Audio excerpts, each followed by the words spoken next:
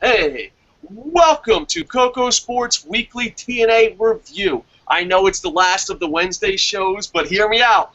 Earlier in the week, I did an all-exclusive TNA show, and none of you son of a guns watched. All you TNA fans are like, hey, do TNA first. I'm like, you know what? I know I'm going to get to TNA last, so let me do a TNA show. And it was our worst-rated show ever. So I put the link down in the doobly. Do check it out. We have special guests here. Oh, first off, let me introduce myself. I am Dave Coco from KocoSports.com, a.k.a. the Huge One, a.k.a. the Idiot, a.k.a. new host of Not the Fight. So check out Coco Sports, like, comment, subscribe, follow us on Twitter at Coco Sports, and we'll be going to live comments. We have two special guests. Mr. TNA himself, American Alucard. American Alucard, tell the Internet Infantry what they can do for you, and if you thought this was a win, loss, or tie. New channel, guy on the internet who doesn't lie for views. I finally got it down pat. I'm going to give this a win.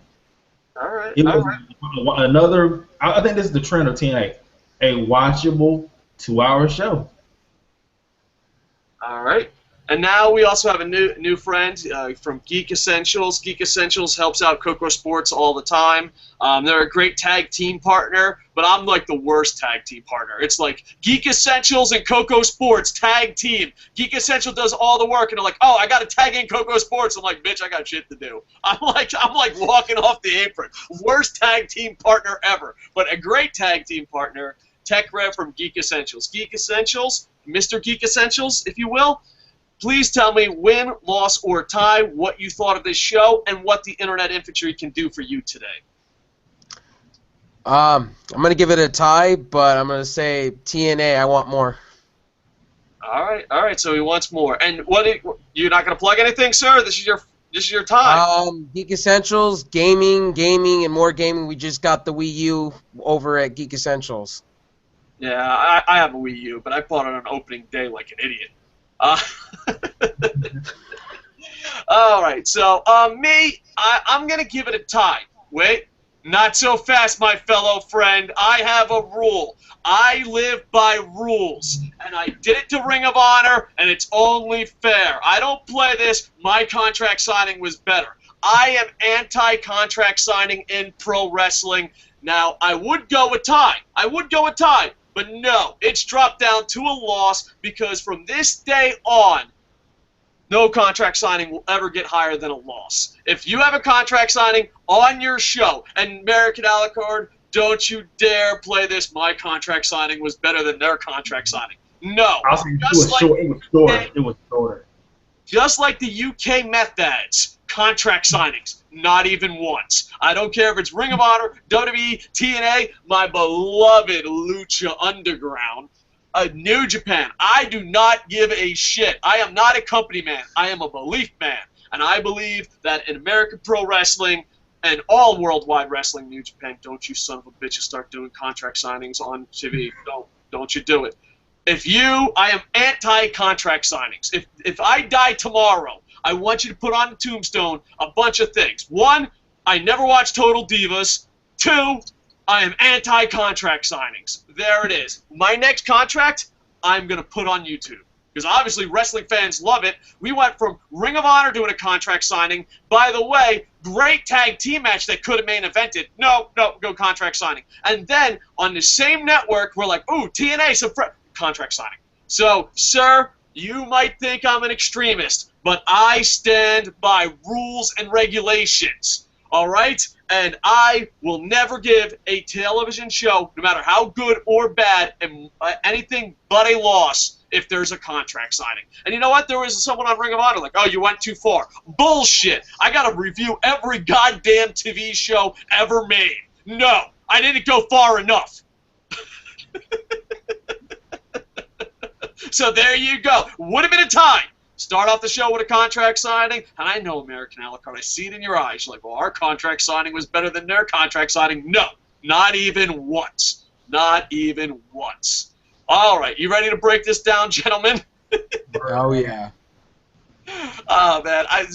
There was a new viewer on the Ring of Honor show. Like, why do you hate contract signing so much? No, I absolutely hate them. We start off with a contract signing. At least if you're gonna punch me right in the goddamn gut, do it right away. They signed their contracts. They cut promos. The promos were pretty decent. EC3 was money. I don't know where Tech Rev is, but me and American a la carte, we are team EC3. Tech Rev, do you love EC3 as much as us? And is EC3 the greatest thing on the planet or the greatest thing on the planet? Ooh, EC3, man, his promos are amazing though. I mean, everything about him is amazing. I got him winning against Kurt Angle here soon. So yeah, I'm a fan. I'm a believer. Listen, Kurt Angle's one of the top 5 wrestlers of all time. At one time, he was the best wrestler in the world, without a doubt. I love Kurt Angle, but no. If EC3 doesn't beat Kurt Angle, I'm going to emotionally break down and cry. I'm just, the TNA review will be even later than before because I'll have to go to a psychiatrist. I'll have to get rehab. I don't know. I'm going to lose my shit. But yeah, the contract signing, and one part of the contract signing that they, is stipulation, is this week Kurt Angle gets to choose EC3's opponent, and next week EC3 gets to choose Kurt Angle's opponent. And Kurt Angle goes with Mr. Bellator, winning earlier tonight. You can watch that on Not The Fight on this channel. Well, he chooses Bobby Lashley. And I was nervous. I was legit nervous. I don't read spoilers, and I love EC3 more than a straight man should. Overall, minus the contract signing, not bad segment. Not a bad segment. I like that EC3 teased all the nicknames. I thought that was kind of cute. All right. American a la carte, you're Ichiro. What's your take? I'm going to agree with you on the contract signing. No contract signing is better than the other. But EC3 did cut a really solid promo, especially like you said, he was doing all the limericks of the people Kurt Angle ever beat in his whole entire career. And then Kurt Angle's promo was pretty solid. Also, wasn't better than EC3's. Bobby Lashley being the opponent for EC3, good choice by Kurt Angle. And now it gets me to wondering, since next week is going to be a live show, freshly live, no pre-tape, who is going to be Kurt Angle's opponent? Is it going to be a new guy? Please be Chris Hero. Please be Chris Hero. Please be Chris Hero. I would mark out like a motherfucker if it was Chris Hero. And I didn't even notice why I was saying that. I did not notice I had the Chris Hero hat on. So that's got my mind going in so many directions. Like, is it going to be a returning star? Who is it going to be? So minus the contract sign, solid opening segment. Do you think it has to be somebody new? Who else could they? I mean, against Kurt Angle, who else could? It has to be somebody that's going to really get a pop. Or so Bram. Eric busy. How about Bram Bram? taking on All Stars. It's got to be somebody that's a legit threat, or somebody new. Not unless they put Drew Galloway. If it's Eric Young, I'm losing my shit, and not in a good way. He's already in a match against Melendez, so he's not going to be. So it's either somebody new or somebody who hasn't been there a while. MVP? Maybe. Okay, it could be MVP. I think they need to build up. They got to rebuild Beatdown Clan before that happens. What is your opening thoughts, Tech Rev? I'm with you on the contract thing. I'm really tired of contracts. They're a waste of my time and our time. I gotta say, EC3 segment golden, honestly. And it kind of just put him over a lot. Like I love EC3 anytime he does something. And, man, seeing Tyrus on the side, man, just makes it even better to see his stuff. Him calling all WWE stuff that Kurt Angle's ever done is amazing. I mean, it just makes him look even better as a heel. Like a heel-type character. Or an evil bad guy. Go ahead. What brought you onto the EC3, not bandwagon, what brought you to the EC3 house? Because a while ago, you were kicking the EC3 door down, and not in the good way, but now you come over to the good side. What brought you over? I came on the good side the minute him and Spud had a match, man. When that match happened, I was like, oh, I am sold to EC3. Like, Spud Webb bleeding on the ground, and then he just kicks him in the face after the fact. I'm like, that's gold. That is gold. and then he shaves his head on debut on that's gold. That's gold. That's world heavyweight champion material. Like, no joke, because I could see it. I could see him as heavyweight champion, I should say, and honestly taking it away from Kurt Angle and honestly hurting Kurt Angle at the same time. So yeah, good segment overall. All right. We got some live comments. Just gonna hit them up real quick on the Facebook. Where is the Facebook? Facebook, how dare you lose yourself? There you go. Andy Papp says Impact was a win. It was a solid show, pure entertainment. I would mark out for Chris Hero. I didn't even think about Chris Hero. I would mark out for Chris Hero big time. And I am Mikey Mike Ashman says, I'm with the gang. I would love to see Chris Hero step up in TNA and kill shit. Great panel, amigos. Thank you. ROH Best in the World review. God have you all together. Great chemistry. All right, well, we'll give it a shot. I don't know what time these guys go to bed. The biggest problem with being my co-host is that I'm from Tokyo. Like, American Alucard, he's just a podcast machine. Move over, Taz. American Alucard, like, I'm like, oh, man, it's probably like 6 a.m. where he lives. American Alucard's like, I'm ready to go. Like, it doesn't matter. So, me and my co-host, yeah. But, yeah, maybe we'll do a Ring of Honor one. I watched Ring of Honor. Congratulations, Jay Lethal. But we'll save that for a future review. I just didn't want to keep pushing back TNA. All right, boom, boom, boom. Let's go on. Next, you have what TNA Impact Wrestling is called. ImpactWrestling.com is calling a golden stipulation. The American Wolves say they want their match right now. Bobby Roode, says Austin Aries is not here. He just, he's healing up in California. And they say, well, I'll take you one-on-one. And Bobby Roode, just being Bobby Roode, is like, all right, we'll have a stipulation. Whoever wins this match gets to decide what the next match is next week. So they go out there. It's pure shenanigans. Austin Aries is there. It looks like they're about to cheat, get the best of the Wolves, but it backfires. Austin Aries, I don't know. I have a love-hate relationship with Austin Aries, but it just looked so awkward tonight. But besides that, the Wolves win. They call for, Full Metal Mayhem is what they call it. It's basically a TLC match, but they call it a Full Metal Mayhem match. And I'm looking forward to that. And I am a huge Wolves fan, and I'm a huge Bobby Roode fan, and I used to be a huge Austin Aries fan. Don't follow your heroes on Twitter. But with that said, I want to see Bobby Roode go off on his own, and I want to see the Wolves win. And it would be cool not to go all the way to Game 5. I know in pro wrestling, it's like, well, you can make it exciting and go to Game 5 or Match 5. I apologize for using sports terms. But you can go to Match 5. And I'm like, no. I would love to see the Wolves sweep them. I'd love, just to see the Wolves go on. I'm a huge Wolves fan, and I'm a huge Bobby Roode fan. And I think Bobby Roode and EC3 should be main eventing this company. Bobby Roode should be the face of the company. He's absolutely amazing, and EC3 should be the heel of the company. And it just seems like Bobby Roode is stuck in a tag team match. And I hope it ends this week. But overall, the match was pretty decent, but some sloppy shenanigans. Eddie Edwards does get the victory, and they chose Full Metal Mayhem. All right, American Alucard, what was your thoughts on the Golden Stipulation and this match and Austin Aries being so tricky? Well, before the match, let's not skip over Dave Richards' pretty damn good mic skills. He cut a pretty decent promo. Eddie Edwards, on the mic, But the match, pretty good. Bobby Roode, me personally, I hope the Dirty Heels win this series because it will seem like they're giving the Wolves a lot in such a short time. They will be paging the Wolves, hashtag paging somebody, giving somebody a lot of titles for no reason. I think there's more potential in the Dirty Heels having the title belts than the Wolves at this point. But either way, Austin Aries comes out with the chair to help Roode, and it backfires on the Dirty Heels, and Eddie Edwards gets a schoolboy victory, whatever. And then they pick Full Metal Mayhem.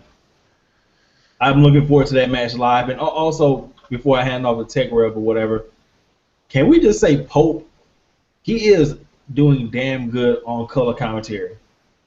That's all I Yeah, want. he's doing a pretty good job. Josh is amazing. I think Josh doesn't get the credit he deserves, but Pope is holding his own. So yeah, I actually like that. I disagree with you on one thing before we hand the ball to Tech Rev.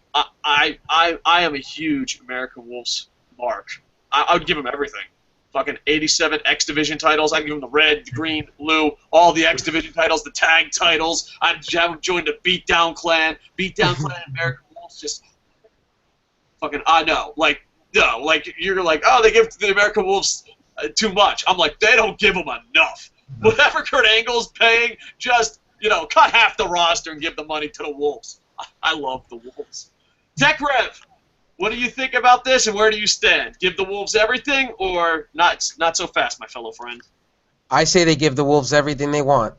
I am a Wolves fan. I'm a Bobby Roode fan, and to see Bobby Roode in a tag team match, oh, it's awkward for me. It's I really think weird. He's way beyond that now. I just think he's way beyond that. Yeah, but he's so bland as a face, though. Like, it seems like Aries gave him his personality, but it's like they were meant for each other. Well, ever since Samoa Joe left the company, there's really nobody to fill that void in, and I feel the void now that's there is Bobby Roode. I think Bobby Roode is the face at this point. And Austin Aries, we don't know what's going to happen with him, going in the future. So these Sturdy Hills thing, I don't think is going to really work out. The match, honestly, I didn't get it. It was kind of like botched a little bit, I felt. I am huge in the Wolves, and I agree with KocoSports there. They should have just sweep this and been done. Win the titles and bring up maybe some new tag teams out there to go against them. I think you should hand the Wolves everything. Honestly, the Wolves are the it factor right now, the tag team division. And just to make Bobby Roode and Austin Aries, just make that tag team happen is a little awkward to me. It just doesn't feel natural to me, and I just think they're going to lose, and I think the Wolves are going to win the tag team titles eventually. American a la carte. Welcome to Weekly Wolves podcast with Coco and Tech Rev. I'm glad you're on Weekly Wolves Digest. I like the Wolves too. It's just if they win, what's their feud? I mean, they have to bring in a new tag team, which would be good. But I can see the Heels. They could hold the belts for a little bit until the Hardys come back, or just. But American, you're missing the Austin Aries situation, though. Here's the thing with that: you're missing the Austin Aries situation.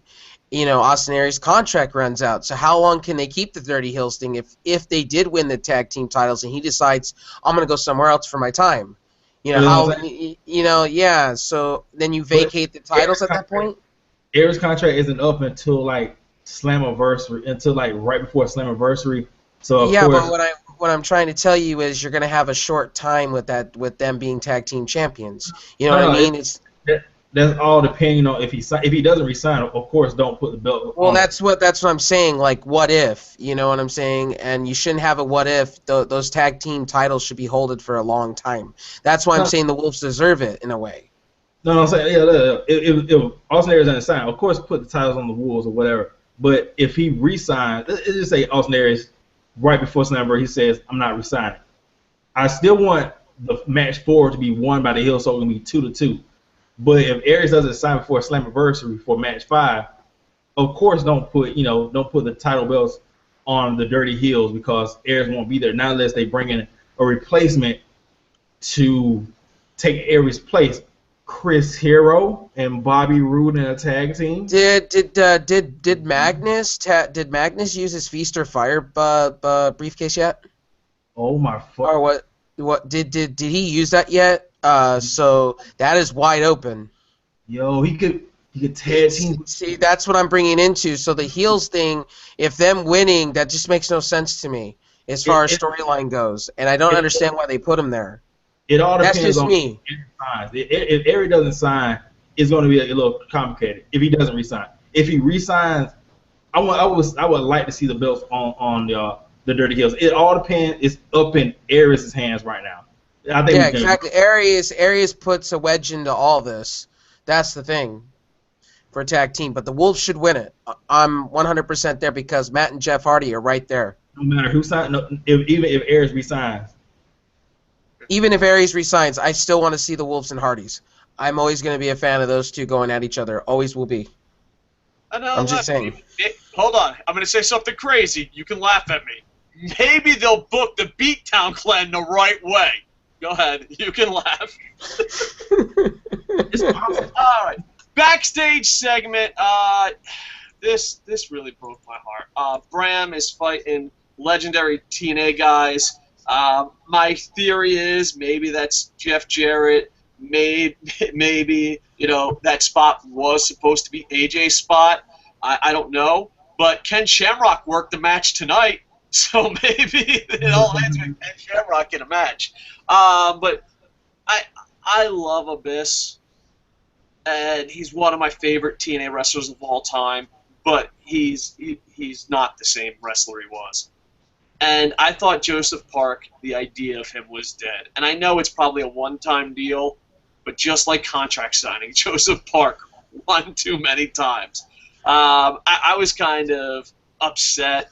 Bram looked really strong, and I don't know. I honestly think if they book this right, because I'm not a Bram guy, I think if they book this right, I could jump on the Bram bandwagon. But Joseph Park is not the right way of going about it. This was probably a little bit of a disappointment. What would you guys think of Joseph Park's return? You want to go first, Ted, or what? Yeah, sure. I'll go first. Joseph Park, man. I'm an Abyss fan. Early TNA and stuff like that. This was a travesty, bro. This is just a travesty. It was sad. It was disappointing. And at first I forgot who the character was. At first, it took me forever to figure out, oh, Joseph Park, yeah, I remember you already. You were how many years ago? And it was a failed storyline. So, yeah, I didn't get it and didn't understand why they brought him back. I thought they should have brought somebody stronger into what he was doing. Bram looked strong as... Bram is Bram. Bram is always going to look strong. Bram is amazing. I like him, honestly. I think they should give him a hardcore title of his own, personally. But that's the way I felt about that. Joseph Park, I just don't get it. I didn't understand that at all. Your thoughts, American Alucard? Well, this is a feud that's already happened, kind of, because this is where I think the commentators dropped the ball. They were trying to say, oh, Joseph Park is back. We all know Joseph Park is a beast. Eric Young unmasked him. They dropped this ball by not really putting the two and two together. Abyss / Joseph Park, this is what his character should be right now. And also, it should go into what does James Storm think about this? What does he think about Abyss being Joseph Park?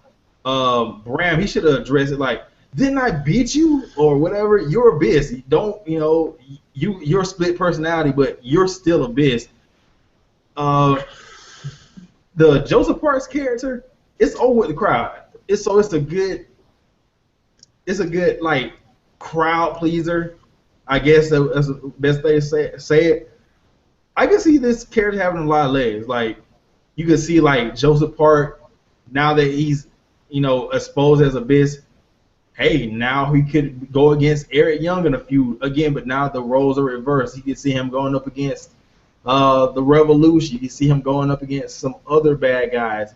I like Joseph Parks, but I just hate that Josh and Pope were trying to skate around that the man is Abyss. He's Abyss. Don't try to say, oh, Joseph Parks is bad. He's lost in teeth. That's fucking Abyss. Don't try to sugarcoat it. That's all I want to say about that. Yeah, because it's not even dirt sheet internet stuff. If you stay known, you should know. Next we have Dollhouse Pillow Talk. I'm a huge fan of Dollhouse, but this was pretty much a spoiler. I mean, it was pretty much a spoiler. It's double or nothing. If the female version of the Beatdown Clan wins, then they don't get any title shots. But if they beat them, then Brooke and Awesome Kong both get a title shot. And I just thought, this is TNA. Bad guys are not going to win. I think if the Dollhouse should have definitely won this. And then after that, there's a video that airs, and it's just showing fire and flames, and it says, for the wicked, playtime is over. So I imagine maybe more females coming in, or someone that's going to take on the Dollhouse. To me, I love the Dollhouse, but I think this is the worst segment because literally it was like reading a spoiler. And to do the right thing, the bad guy should have won here. And that's the problem with TNA right now, is that the good guys win way too much. American a la carte, what'd you think of the Dollhouse opening segment and the secret video? Well, Brooke, okay, that was hot. I knew Kong and Brooke were gonna win, not because of the whatever, but mainly because it's so close to Slammiversary.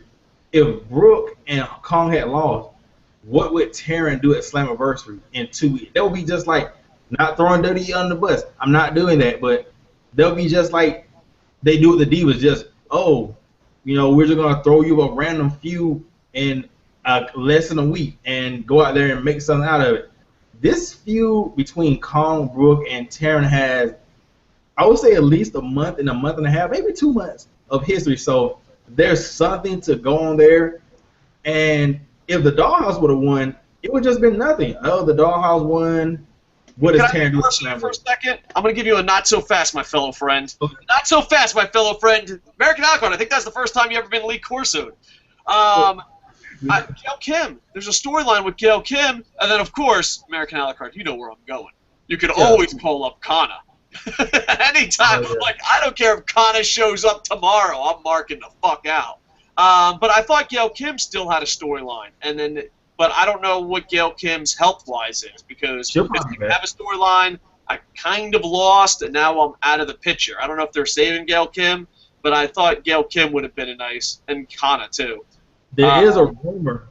There's a rumor now that the King of the Mountain match is going to be the Knockouts. It's going to be Kong, Brooke, Jade, Marty, and Taryn in a King of the Mountain match. Or it might, I guess not all the Dollhouse members, I guess some of the Knockout. And it will be a King of, I guess it would be Queen of the Mountain match. Yeah. Ooh, that would be nice. But that's a really good idea, because I also heard another rumor, and we're just going off rumors. This is stuff we've read. These ain't spoilers. Plus, I don't think it would have been leaked out this early anyway, especially for a live pay-per-view. But they also had a rumor of that EC3 and Kurt Angle is not going to be the main event, and they're going to be thrown in the cage. And I hope that's not the case. I'd rather see the women in a Queen of the Mountain match, and EC3 and Angle go one-on-one. If they give us that on free television, I think just me being like 1+1, carry the Kevin Nash, see this odds. If it's on free television, I don't think Kurt Angle loses.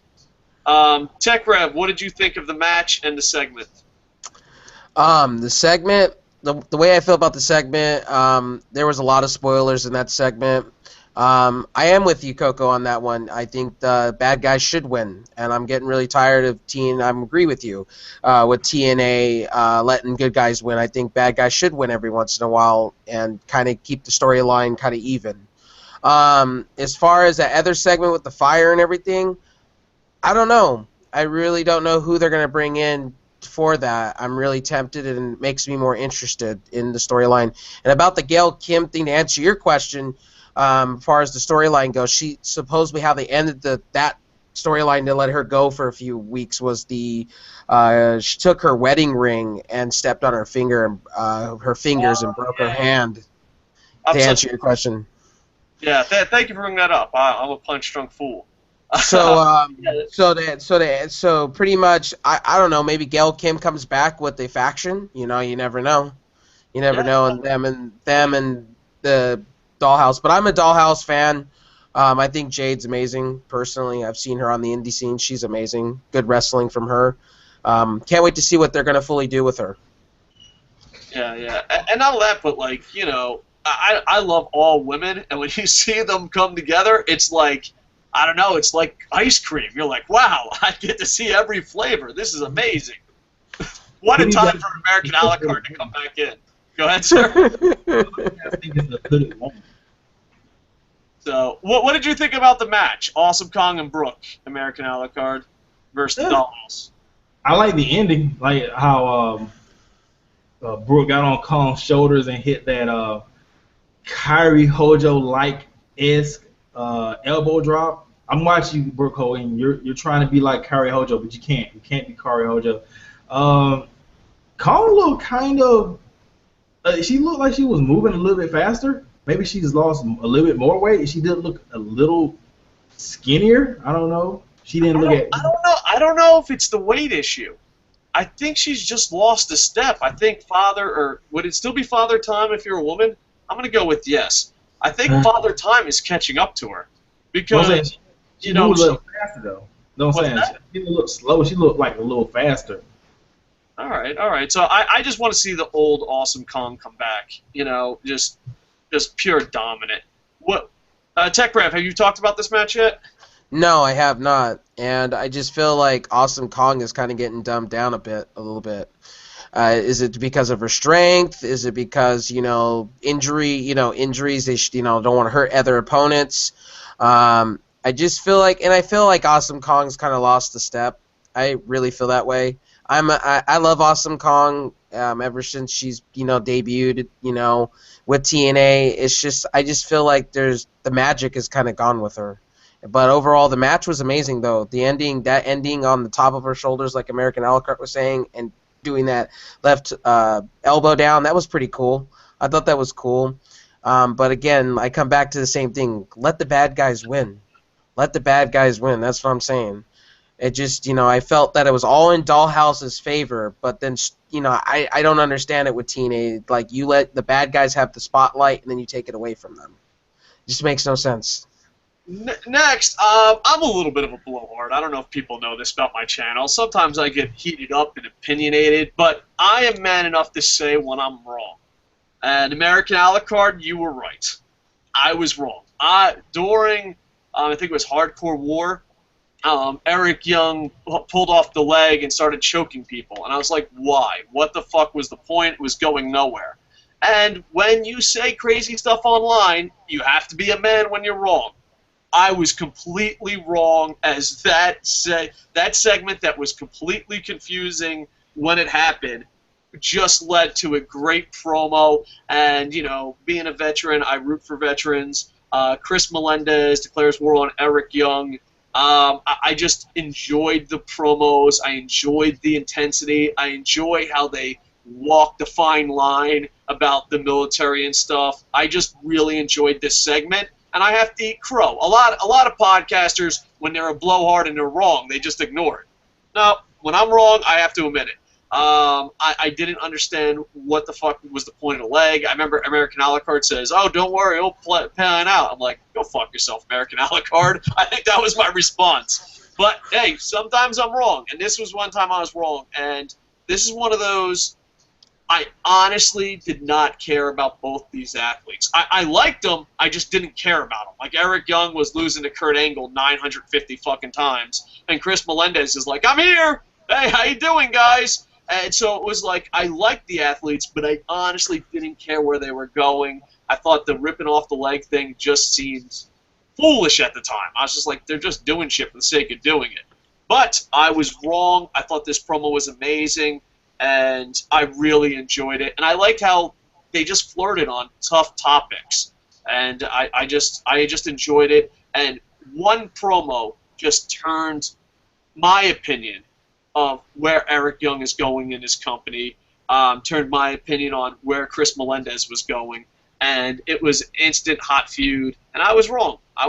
So, American Alucard would go with you. Give yourself a Barry Horowitz. And I admit, you were right, I was wrong. You're good looking, I'm not so good looking. You're smart, I am not so smart.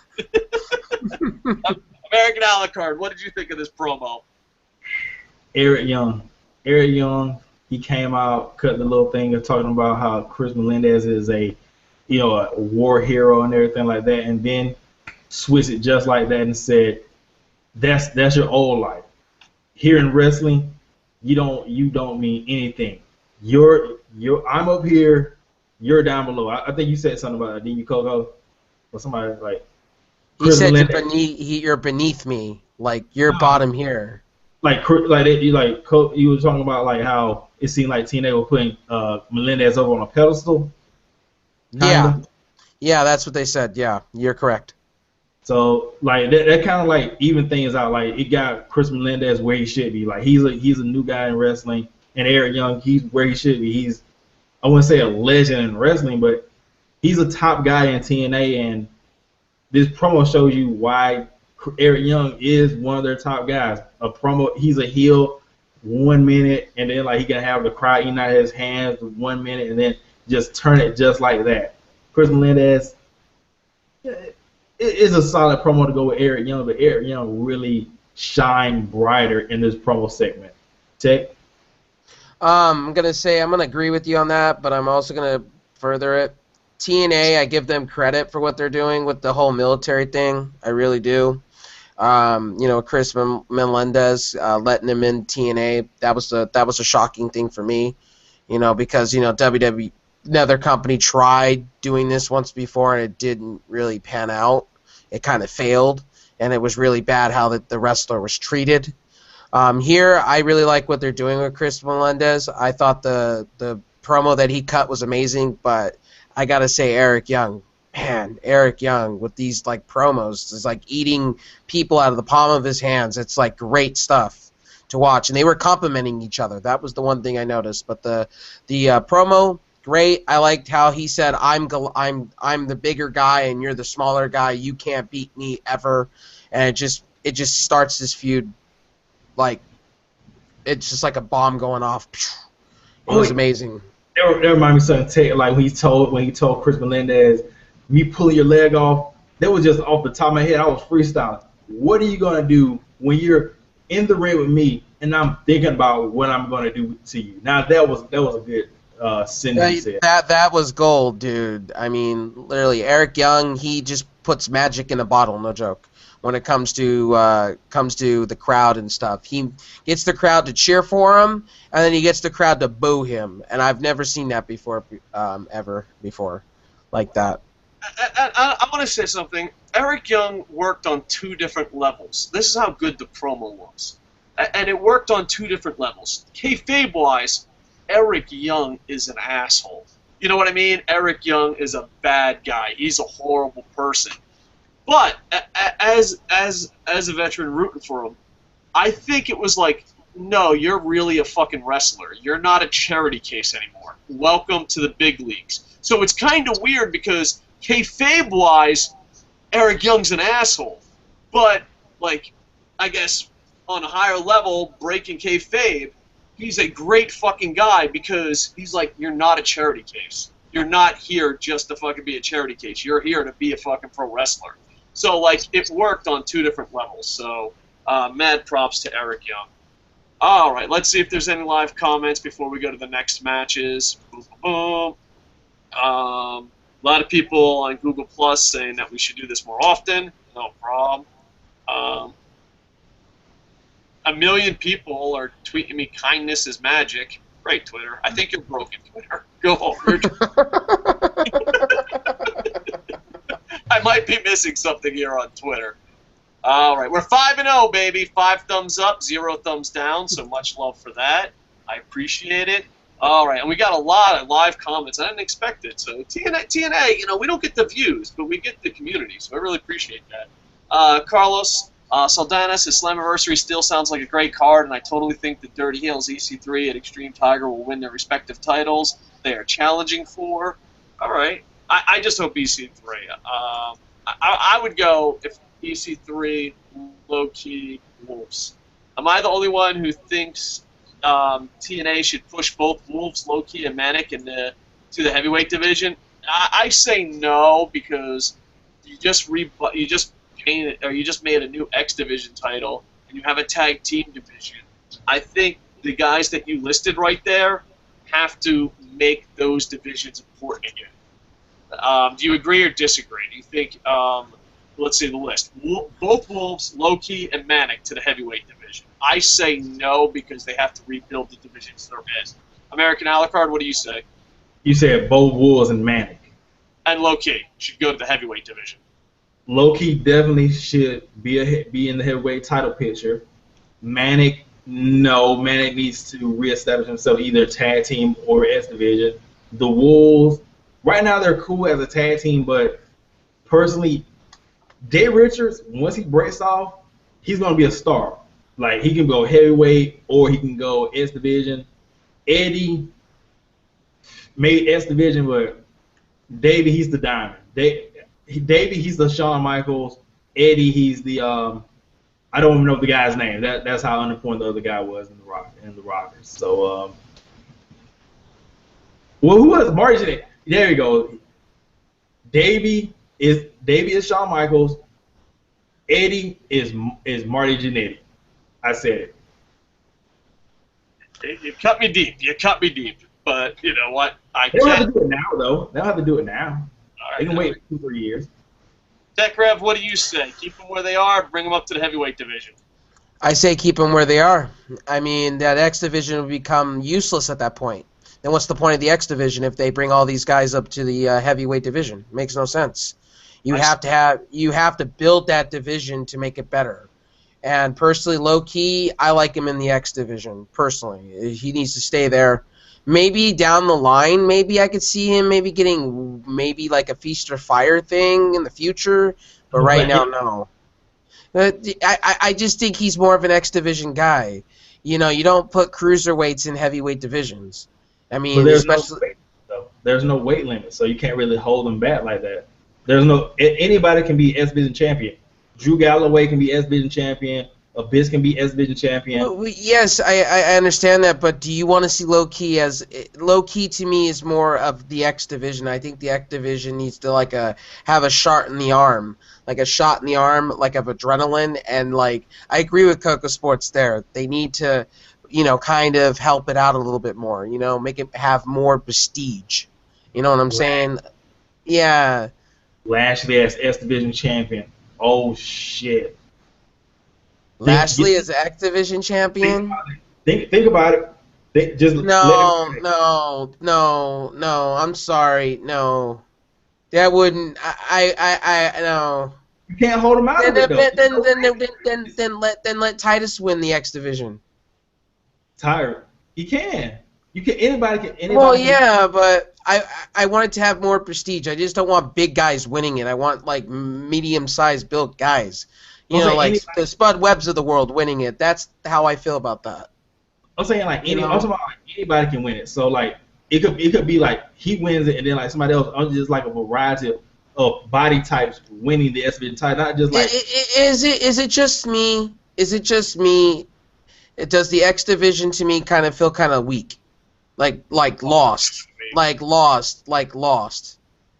it's like lost in the wind somewhere. Like I just feel like it's lost. Like anybody can win it. What's the point of having that title then? Any weight limit, that just makes no sense. I think we could agree all the athletes could hang in the heavyweight division, but their divisions need them now more than ever. Forsaken says, awesome show, guys. Keep up the solid, great work. Forsaken will be updating FWL. It's a fantasy wrestling league, and me and Forsaken will be doing a show hopefully within 24 to 48 hours. All right. Boom. We'll go to more. We got so many live comments. We really appreciate it. Thank you, Internet Infantry. Let's just rock these last 2 matches or last 3 matches or whatever the situation is, and then we'll go back to some more live comments. Guys, the shows go kind of long, and I know me, it's like 2:30 in the afternoon, so I don't know what time it's there. You can tap out at any time once we're done the review. All right. Singles match. You had Jesse Godderz versus DJZ. Jesse Godderz has really been impressing me. I was a player hater. I'm a muscleist. I just assume if you have muscles, you can't wrestle. And he's really been improving a lot. And I did not give a shit about this storyline. I think I even shit on it last week or the week before with American a la carte. But I care now. Like, I don't know what it is. I thought, Mr. Spectacular cut a good promo. I felt bad for DJZ. And I was rooting for, what's his name? Who makes the save there, American a la carte? Robbie. Thank you, sir. I was actually rooting for Robbie. I was like, Robbie E, you gotta save him. So I really enjoyed this, and it's really a shot in the arm because I did not give a shit about this a week ago. And I don't know if it's the promo. I don't know what the situation is, but I've really changed my attitude towards this. American a la carte, what did you think of the match? It was kind of short, but also match and segment. Well, I'm looking back at the video of the match on the YouTube. People are pushing for Jesse Godderz as a future world heavyweight champion, and I guess this is a product of TNA, not having a developmental system, so they had to groom this guy up from 2-3 years on on television or so. And I can see him being a future star in the company, heavyweight division, everything like that. The match, okay, but Jesse Godderz promo, this guy just made himself into a star. It was good and original. Like it wasn't a go-to cookie cutter promo. And I don't know. I guess the guy who gets left out in the middle is DJZ. I mean, he put on a good match, but he got completely embarrassed by Jesse Godderz. The promo, the match, and then this almost what I forgot. The Pope put over Jesse Godderz like $1,000,000, calling him like the modern day Adonis. Got over his Boston Crab, calling it the Adonis Crab. Jesse Godderz owes the Pope a steak dinner. Let's just put that out there. And then Robbie E with the save. Now this makes you want to see that feud. But Jesse Godderz, congratulations. You went from being Tara's boyfriend and a nobody to somebody that people want to see on television. I'll be right back. That Dixie Carter? Tell her I said hello. Jesse Godderz, you know what? Now he is a talent. Honestly, before I just thought he was just a run-of-the-mill big strong guy. I agree with KocoSports there, but the match was good. The promo was excellent. Oh man! And then him putting that Boston Crab move. I was like, where did you have that move? What? I thought for a big muscular guy, I didn't expect that. I really didn't. And then the whole Robbie E thing. I like Robbie E. He's a complete dork, but you know what? He's funny though. And it just makes his role though. I think the dork. But I gotta say, TNA put Jesse Godderz over with that segment, man. I want him to beat some more people up, like Hulk Smash. Beat the guy, like you could see like veins popping out when he's angry. I'm like, this is epic, bro. This is epic. But yeah, I want to see more Jesse Godderz. He's starting to become pretty good in my top 5 favorites of TNA now. The next segment, ImpactWrestling.com is calling it Mickey's Honor. It's a promo. Magnus comes out. He's starting to get some fire under him. We don't talk about 2014 Magnus, but it's looking like old school Magnus where he's putting effort, trying. The segment with him and James Storm is a bit over the top and it leading towards cheese, but I still enjoy it. I enjoy it so much. You know what I mean? I think James Storm knows how to carry it where he's like, this is an over-the-top storyline, but it's not passing ridiculous. You know what I mean? And he has a baby carriage, and he says, if you come after me, Magnus beats up the security guards, and then James Storm kicks over the baby carriage, and they showed that it was a fake baby. And I wonder if they showed it was a fake baby because, according to James Storm, and I hope it's a true story, that people called the cops because of what he did to Mickey James, and the police actually showed up to his house. I think this is skirting the line of over-the-top ridiculous, but I think James Storm and Magnus is making it entertaining and not crossing that line. What did you think of the segment that they're calling in Mickey's Honor? American a la carte? Good segment. Magnus brought a lot of intensity there, and people they're forgetting about his briefcase, so I like TNA for keeping that away from the crowd or the casuals or whatever. So when he does it, it's going to be a huge surprise. And then James Storm, he cut a really good promo that got you excited for their match at Slammiversary, and then to add extra, fire to the gasoline, the kicking of the baby carriage, like he had Magnus tricked into thinking he had kidnapped their real son. Then he just kicked the baby carriage and he saw was a fake baby. That was a nice touch. It shows how diabolical and wicked that James Storm and the lengths he would go to. Do you think the cops being called to his house, if this is a true story, and I hope it is, do you think that's why they showed the fake baby? Like, we don't need any more cops coming to my house. I hope that's a true story. I wouldn't doubt it. Yeah, the thing is, he sold it really well on Twitter. He's like, oh, the cops were cool about it. You know what I mean? He wasn't in character. He's like, it was ridiculous. But I hope it's a true story because it's just so over the top. And I wonder, like, people are crazy. Like, I wonder if anyone's ever watched, like, House or Castle and called the cops on an actor. I don't know. Only in pro wrestling. I love you, pro wrestling, but sometimes, you know, it's like pro wrestling and Florida have something in common. I love you, but, man, when you make headlines, they're not good, mostly. Tech Rev, what did you think? I agree with both of you, gentlemen. I think it was kind of, I don't know, crossing the line a little bit, but I wanted to. I wanted to go further. I wanted to go way over the line, you know, because I like the personal type of storylines like that. James Storm, he's brilliant. He's brilliant with these storylines, personally. Magnus, I wanted to see more of that fight. I wanted to see him beat some more security guards. I want more Magnus, honestly. And it just felt like it was all in James Storm's momentum. And I just love James Storm. James Storm is like fear himself. It's epic how he just totally circle jerks everybody. Makes everybody, like, you know, get mind fucked. Part of my English there, but yeah, I like it. More James Storms, please, and more cross the line. I would love it. Maybe do something with Mickey James. Maybe a little bit more with that. I would love him to cross that line a little bit more. Maybe like show up to their house or apartment or something. Make it like a fake apartment or something. You know, with the baby and everything. You know, make it personal.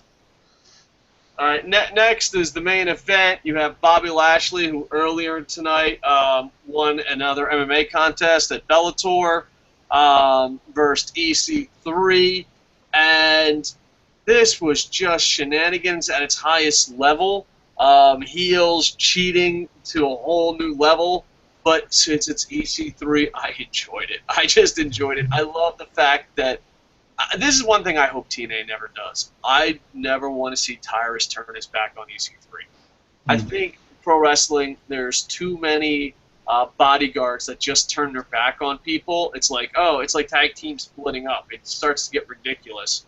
But the thing is, I watched Daredevil on Netflix, and the relationship that Kingpin had with his guy, I just thought it was amazing because normally people fuck each other over in the entertainment world. Well, in real life, too. So I'd love to see Tyrus never not have EC3's back. But I enjoyed it. There was referees being knocked out, cheating left and right, and EC3 is still undefeated. He's still a heel, and I don't think anyone thinks any less of Bobby Lashley. So everyone comes out of this feud looking good. But it was hashtag heel shenanigans at its highest level.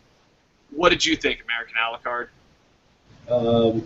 I did like Tyrus doing all the wacky stuff coming in, just like, okay, I knocked out the referee, and then I knocked out Lashley. Time to leave the ring. Where's the new referee? You didn't count fast enough. Time for another Samoan spike. That was kind of a funny joke. EC3, hopefully, like in this match, like you said, there was a worry that he could have lost to Lashley, and it would have been legit because Lashley is a straight beast. But I guess they weren't trying to book EC3 to where he's just going to beat Lashley straight up. He still needs to use his heel tactics when he can. Solid match. Lashley still looks strong even in this defeat because of all the interference. And now it's time for EC3 to pick an opponent for Kurt Angle and get ready for his match at Slammiversary. All right. And Tech Rev, what did you think? And then we're going to head to comments. Oh, Tyrus is gold, man. Did you see him on the ring taking the chair, putting it back up, taking the chair, putting it back up, messing with the referee? You know, like, referee, do you see me on the rope over there? But EC3 looked very strong here, and I can't wait to see EC3 and Kurt Angle. And we all know Bobby Lashley. Much respect for him. I know he won tonight. Much respect to him, and I don't mind him losing every once in a while because he's gonna win a title eventually with TNA eventually. However it works. But the match overall was good. Yeah. To me, I don't know if you guys agree with this, but I always say this about Bobby Lashley. I think he's the best wrestler who hides his weaknesses. He's not a 5-star wrestler. He's not an amazing wrestler. But when it comes to the skill of hiding your weaknesses, I think Bobby Lashley is amazing. Yeah. Yeah, I agree with that. All right, let's go to some live comments on YouTube. I'll try to get to all of them. Gentlemen, before we go to live comments, plug your stuff. And like I said, it's only 2:42 p.m. I live in Tokyo, so plug your stuff. And then if comment time goes too long, just tell me you can tap out. But before you tap out, American Alucard, tell the Internet Infantry what they could do for you today. All right, my YouTube channel is Guy on Internet Who Doesn't Lie for Views, and that's YouTube. Let me double check to make sure. Yes, Guy on Internet Who Doesn't Lie for Views. I do wrestling. Rolls right off the tongue. and it's true. It's damn true. So I do food reviews, wrestling, gameplay. Even though I haven't uploaded a lot of gameplay too often in recent memory. Also do news stories. It's a smorgasbord of YouTube stuff for your viewing pleasure. Twitter, console gaming, LOL, or American Alucard. So just look it up. That's all I really got to say. All right, awesome. And Mr. Geek Essentials Tech Rev, tell the Internet Infantry what they could do for you before we go to comment time. All right, this is Geek Essentials. This is Tech Rev. I do the live TV streams for KocoSports. Amazing. Allegedly. Love doing that. Allegedly, yeah. Allegedly. We do gaming, let's play, streaming. We do everything. I don't sleep, guys. On the internet, I don't sleep. If I sleep, I don't know. There's something wrong with me, but I get about 2 hours a night, maybe 3, 4 if I'm lucky, because I'm doing so much with the gaming community and stuff like that, and wrestling. There's always something I'm watching wrestling, and stuff like that. But yeah, just follow us on everything. Anything social media, just plug in Geek Essentials. You'll find us. And American's part of Geek Essentials as well. So yeah, go ahead and find us over there. All right, awesome. And I'm going to throw in 2 plugs. A new channel that I haven't made any videos for called KOCO Plays, Coco Plays. It's going to be my Let's Play channel. I haven't decided what I'm going to do because I only have access to a Mac and a Wii U, and I don't know. I just don't. Bayonetta. And so yeah, I'll figure out a game there. And also, me and my son play. It's Fathers vs. Sons. Yeah, he just had a birthday Steam sale, so we bought a bunch of new stuff. It's fun. I don't know if it's for everyone, but it's called Punkin Cheese, P-U-N-K-N Cheese. And of course, this channel. Like, comment, subscribe. All right, guys, you ready for the marathon that is live comment time, overtime? Oh yeah. All right. Hey, Dave, can't really get into Impact lately. It just has such a stink of mediocrity to it on it. Will EC3 win the title? Question mark. I hope so. That's me talking. Will we ever see the return of Tiger Masked Coco? Maybe. Boom, boom, boom, boom, put on a mask. And I have mask. And now, like, the Internet Infantry's like, you should wear masks all the time. Boom, boom, opened up the floodgates. Ken Shamrock got his ass kicked. He had Kimbo down for a while, but after that, he let the hold go. The match was over for him. All right, so there you go. He also says, considering the promo Bram cut starting He Hates History and Destination X, I'm pretty sure Bram will win the X Division title at one point, and we'll start calling it the Extreme title and defend it to old TNA guys in hardcore stipulation matches. I don't know. That's a possibility, and it's a pretty decent idea. It's different, but I love the X division so much that I'll be heartbroken by that. What do you guys think about that? Bram winning the X title and kind of changing the gimmick of it. I would like to see Bram win the X division title. I mean, he could just do X division title, maybe make them hardcore. He doesn't have to always challenge old guys when he wins it. He could just be an asshole. Be an asshole. Big S Division champion. That's the only thing he really needs to do. Be him, be S Division champion, and be an asshole. That's the recipe for success, because whoever beats him, if they book him correctly, they're automatically a star. Like Mandrews. If Mandrews beat Bram after Bram has just been kicking ass in the division and being a credible champion, Mandrews, he's on top of the S Division mountain. Okay, Tech Rev, you got anything to add? I'm with KocoSports on that. I would be sad if, honestly, Bram changed it up. I think it's got prestige, the X Division. I just don't want to see that. Give Bram his own title if they're going to do that. If they're going to pull that kind of stuff, give him... I'm going to say this about TNA. Give Bram another title and make that a hardcore title to where he keeps it and he can get pinned anywhere and everywhere to make it interesting. But just for me, go ahead. Now, a lot of people don't like hardcore wrestling, but the thing is, there's still a huge fan base that does, and it's something that TNA would stand to be a little bit of a part. It's like, oh, well, hardcore wrestling, there's a hardcore division in TNA. So it would make them stick out a bit because no one's really doing it at that high of a level. Well, who would you guys rather see as been champion, Grado or Brown?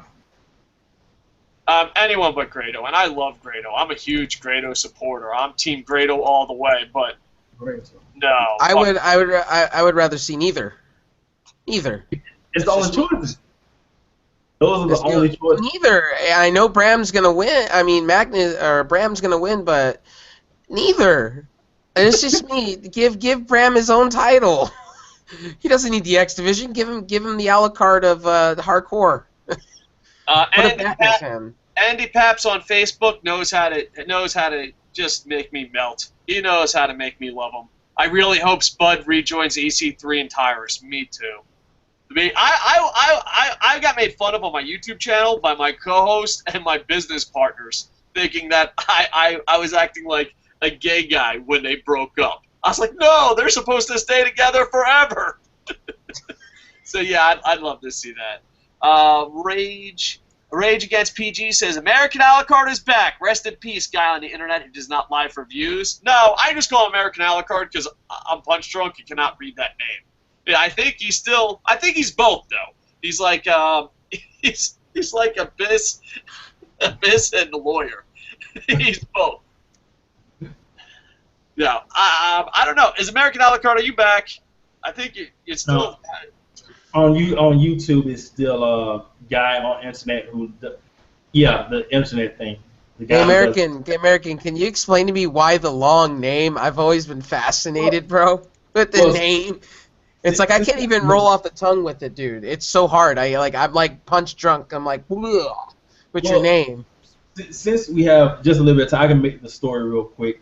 Well, I watch a lot of wrestling reviews or wrestling news on the internet. And I came across some unnamed guys. They're kind of big, kind of not big in the IWC, YWC. And they put up a variety of videos that were very misleading titles. Titles like Austin Aries quits TNA, signs to NXT. He's still on the contract. WWE buys TNA. And another one which was, I think, what was it? So American, in short, you changed your name because you were just tired of the lies. No. Still going off that. So I made some. Oh yeah, AJ Styles signs to NXT even though he's signed to New Japan, and I made a video which I put on private and said, hey, these guys are parasites to the wrestling community on the internet. They're making up lies. I don't care if you don't like TNA. I don't care, but we should have some decency in the YWC, IWC. And I said that, hey, because these guys are putting up misleading titles, they deserve to be flagged. They got flagged. Their channel got completely taken down, and their fanboys attacked me. I got a community strike, hence why I can't do Google Hangouts for 6 months until Google does whatever. So I decided, hey, now it's time for a name change. And guy on internet who doesn't laugh at views, it speaks to the truth of when I say something, whether it's right or wrong, it's something I believe. I'm not trying to say something to quote teach. I'm not trying to say something that's cute or happy to make somebody feel good. It's what I truly believe. I'm not trying to lie to anybody. And it stings to them because they're on the internet lying for views. So it cuts deep to them, but it's also something that I believe in. All right. Thank you for putting that to bed, bro. Comments. Rage Against PG says Kurt Angle being a network-sponsored champion makes the product predictable and is hurting them. I agree 127%. That's why, like, if EC3 doesn't win the title, it's gonna hurt. It's gonna hurt me a lot. Why can't he be the only one to rep Destination America? Pretty sure most of the roster is American and could take Angle's spot. I just think he's a big name, WWE. People in television are stupid. Says the guy who his co-host Boom Boom still works in television. I used to work in television. We're all stupid. Lennox Wooderson says win. The pay-per-view and the matches don't line up well, but this show was great. Dollhouse and EC3 are awesome. When I saw Storm with Magnus Kid, I always thought that Wyatt should do the same with Reigns, but Storm is still a better Wyatt than Bray. I think Kong lost a step, and Abyss becoming Joseph Park was very random. I love Joseph Park, though. All right. King of the Mountain should have been for the World Championship. I don't think it's official what it is yet. Mm-hmm. I think it's just rumors. I don't know if there's actually been an official what's the King of the Mountain match for. They said they're bringing it back. That was what she said on her Twitter. They said King of the Mountain's coming back. We don't know what for what, though. I don't know. Maybe Jeff Jarrett's coming back. Not that, to quote OTRS, not that mid-card Memphis piece of shit. No. I love Jeff Jarrett, but know what sucks about Jeff Jarrett is his promotion is so bad, you feel guilty saying it sucks.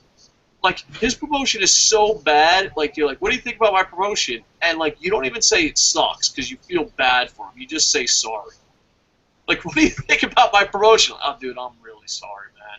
And then you just start hugging him. I think that's worse than ranting it sucks. Like, if it rants it sucks, you can be like, all right, well, I got stuff to improve. But when you fucking see the guy and your, like, review of his product is you just hug him and say sorry, I don't know, man. That's where I'm at with Global Force. Hopefully it can really improve. But right now, my view on Global Force is I just want to give Jeff Jarrett a hug.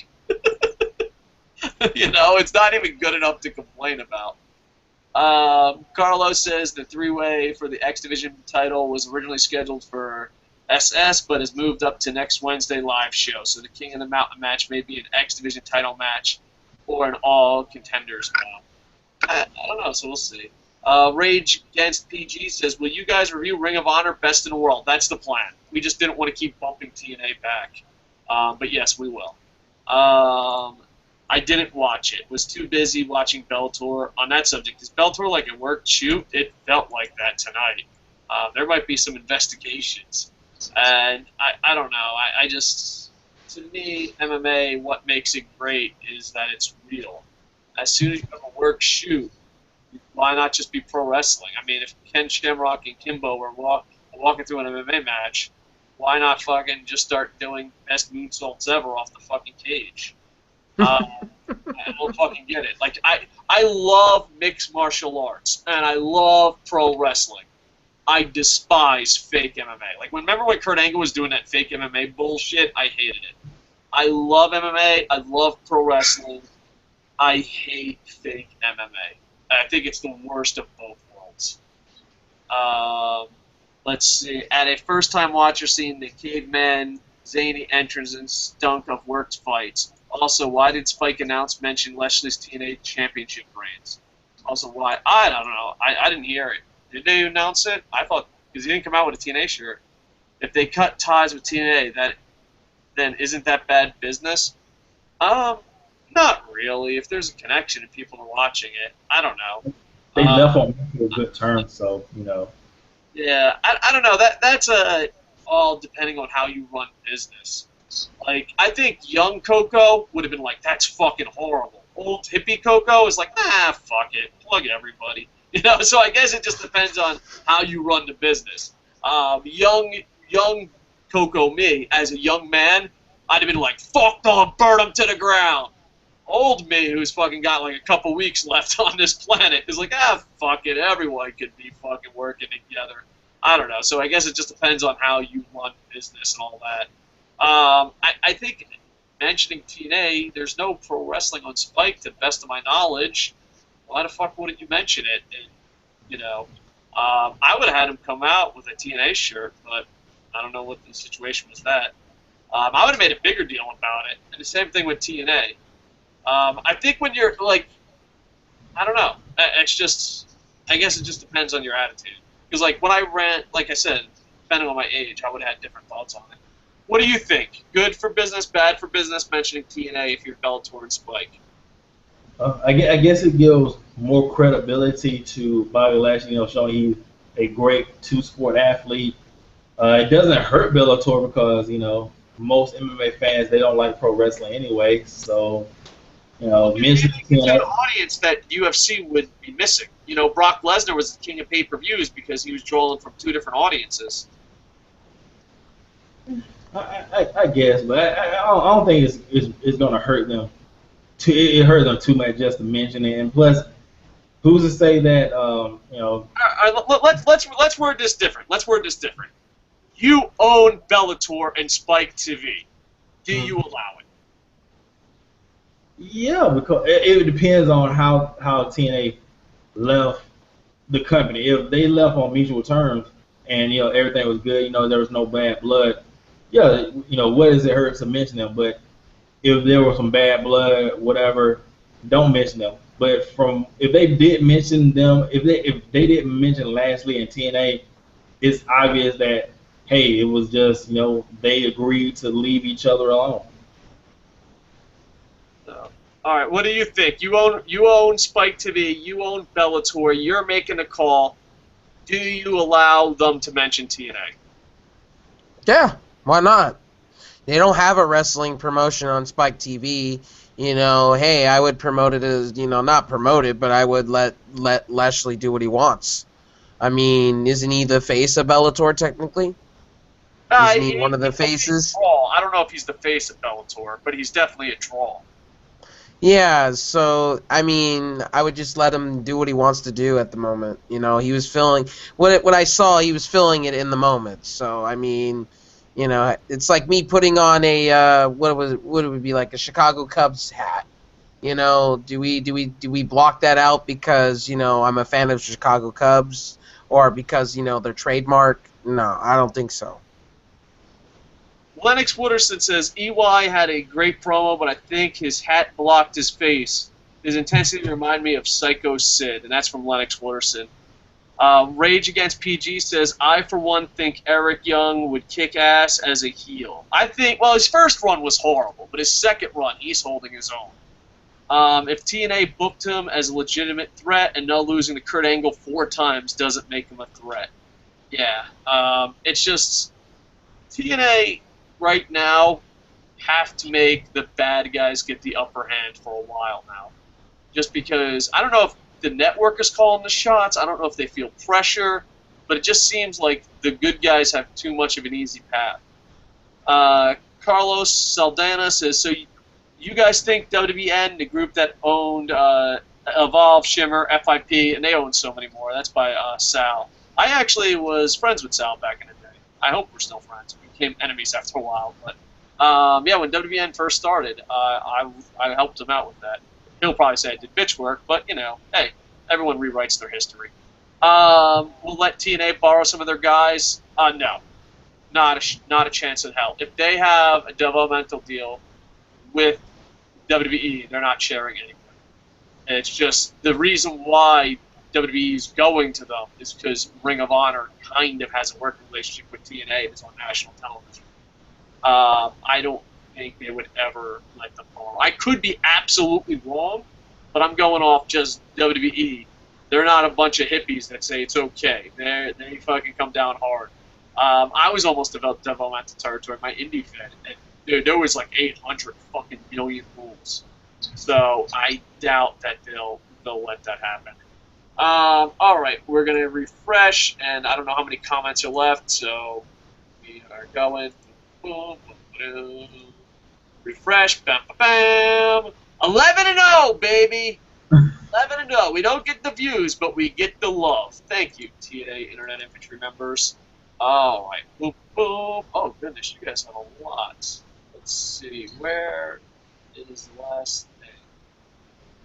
All right, here we go. So we're somewhere around here. I apologize for this awkwardness. Here we go. With Rage Against PG says, with so much great wrestling on Wednesday, I always watch TNA fast, and as the most established name on television taking place in the Wednesday Night Wars, it's sad that they're in last in my book. Yeah, we talked about this, where you rank it. Where do you rank the Wednesday night shows? We'll just go across the board. I rank them Lucha Underground. I'm going to go... You know what? I'm going to say TNA. But that could change bi-weekly. You know what I mean? Ring of Honor, because I just know Ring of Honor could be so much better. You know what I mean? Like, Ring of Honor could really take the spot in TNA as far as me, but they're not. You know what I mean? It's like, oh no, Ring of Honor can be better than TNA. They're just choosing not to be. And then NXT. Now, if we go pay-per-views, it's the complete opposite. I think NXT, Ring of Honor, TNA, Lucha Underground. But we're talking television shows. That's it. Mr. TNA, where do you rank them? He's about to pull a Seth Rollins. TNA, TNA, TNA, and then Lucha, they do have good shows, but they are consistent. I gotta say, like, it depends on the Lucha Underground episode per week. Oh, I love it. TNA and Lucha are tied. If Lucha, sometimes Lucha has a very great show, but TNA for the past year or so, they've been consistent with their shows. That's why I will give them a tie with the one. And then you go into number 3, Ring of Honor. I guess Ring of Honor, and then NXT. But no, what sucks about NXT is they have the roster, they just choose not to use it correctly. And Bailey just broke her arm, so that's gonna suck for their division. Kenta's out. Yeah, I just think, in my opinion, the WWE is holding back for their special events. It's like, hey, we have stars, but they're not going to do anything until our special events. Tech Rev, hot tag to you. Where do you rank the Wednesday night shows? Ooh, this is interesting. So I swear I thought he was going to say number 1, Lost, number 2. I'm waiting. This is tough. Oh man, this is real tough. Number 1, I'm gonna have to do this. I'm gonna say number 1, and I know everybody's gonna hate me. Ring of Honor number 1. Okay. TNA number 2. What? Nacha Underground number 3. And I'm gonna say NXT number 4. Dude, I love Lucha Underground so much. I don't even care. I'm a fan. I can't get it on TV, so for me, I have to get it on the stream, and it's like I'm watching so much wrestling as it is, and I'm like, come on, DirecTV, give me what I'm looking for. All right. If American a la carte's Mr. TNA, then I am definitely Mr. Lucha Underground. I don't care. I love Perkins. He's amazing. No, he's a really great athlete. Yeah, I actually got to meet him once, and it was the most awkward meeting ever. I don't know if he remembers me, but I'm sure if he described it, he would. Yeah, I'll just tell this story quickly. I'm a real asshole. Like, a lot of times people, like, on YouTube, like, oh, you're an asshole. But, like, you know, like, no, that's just me. Like, I don't turn it up. Matter of fact, I probably turn it down. Like, you can ask Boom Boom that knows me and James Legend, people that have met me. Yeah, like, me on YouTube is like me chilling the fuck out. As soon as I'm off YouTube, I'm like, ah! Well, there was a really small show that Perkins was a part of, and the booking was horrible. There was no one in the audience, and the booking was horrible. And I'm a bit, I make Jim Cornette look calm. I just go straight to the fucking back, and Perkins is talking to the promoter, and I start pushing the promoter and yelling at him. I'm like, did you fucking see what the fuck you're doing out there? And I just look over to Perkins like, hey, how you doing? And then continue screaming at the fucking promoter. Perkins has no idea who the fuck I am, what is going on. Just some random fat white guy started pushing the promoter, yelling that the fucking product is booked like shit. So I don't know if he knows me personally, but by the looks he gave me, he's like, this is the craziest I've ever fucking seen anyone. Yeah, yeah. And I love the promoter. Me and the promoter are friends. We're not even enemies. But, you know, I don't give a fuck if you're my brother, my mother, my sister. You fucking book a shitty show, and I have access to you. I'm pushing you. Oh, there you go. But no, I like Perkins, and hopefully he still does good. Lennox Wooderson says, the thing I hate about TNA the most is that every other promo, because of mutual, they both love each other. It's like they're too scared to have anyone put anyone else down because no one's character can survive criticism. Feuds would become more personal if there were more mudslinging, and that would be more space for character development. Did that guy not just see the Jesse Godderz promo or the Eric Young promo? What is he talking about? Like, bro, he's talking about maybe Kurt Angle. He's talking about there's a couple of them, but I think I see his point. I just don't agree with it 100%. There's stuff out there that's going a little bit crazy. Rage Against PG says, just watch Avengers Age of Ultron. Oh, no spoilers. La, la, la, la, la, la. I live in Japan, so I haven't seen it yet. I'm a huge Marvel fanboy. But, oh, man. I know what will keep me up late tonight is this thought. Well, who do I love more, Lucha Underground or Marvel? I don't know. I'll just put it this way. You'll be heavily enjoyed with the movie itself.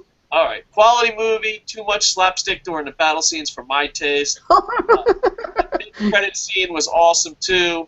I won't give any spoilers, thank you. But for those who have read the comics, shit is about to get real. All right, looking forward to it. He also goes on, Ultron is Eric Young. He did too much comedy early on, so that way he's positioned as a monster heel. No one takes him seriously. I think Eric Young had that problem in his first heel run. I really do. But I think he's owning this heel run. He also says on, Eddie Edwards won the ROH TV title from Richards in the finals to crown the first TV champion. He won the ROH title before Richards. Davey won the ROH title from Eddie for about 4 years ago. Yeah, they had some great feuds, and they had some single matches.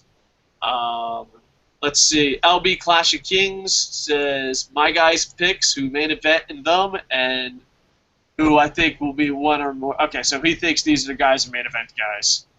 Davey Richards, Jesse Godderz, EC3, Rockstar Spud, Kenny King, Bram, Magnus, Mandrews, Grado, and MVP. I don't agree with that list at all. Why Grado?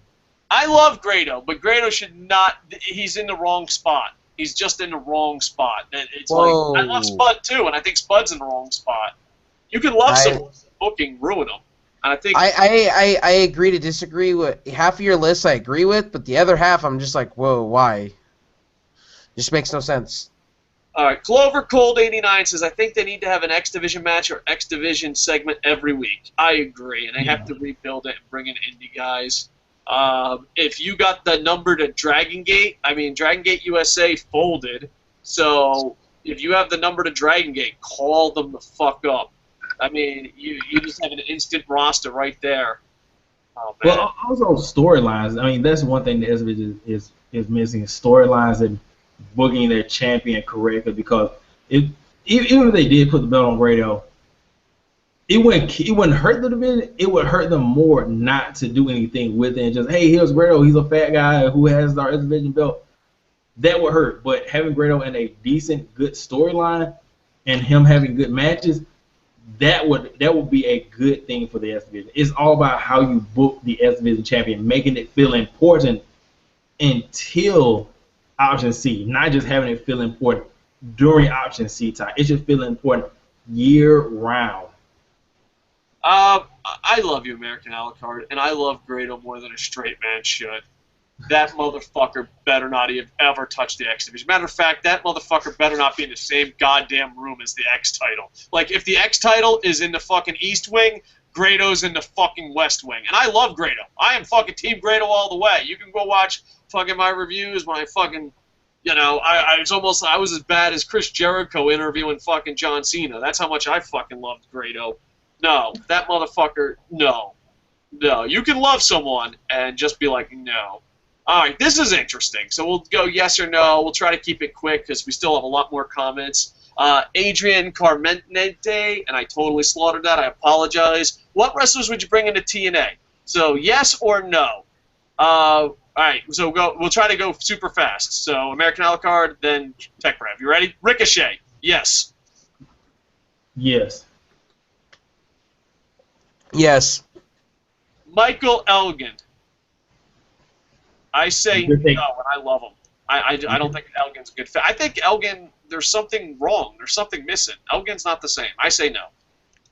With a character, yes. Without a character, no. If he's just coming in as blah, blah, blah Elgin, Unbreakable Elgin, no. But a character and creative, yes.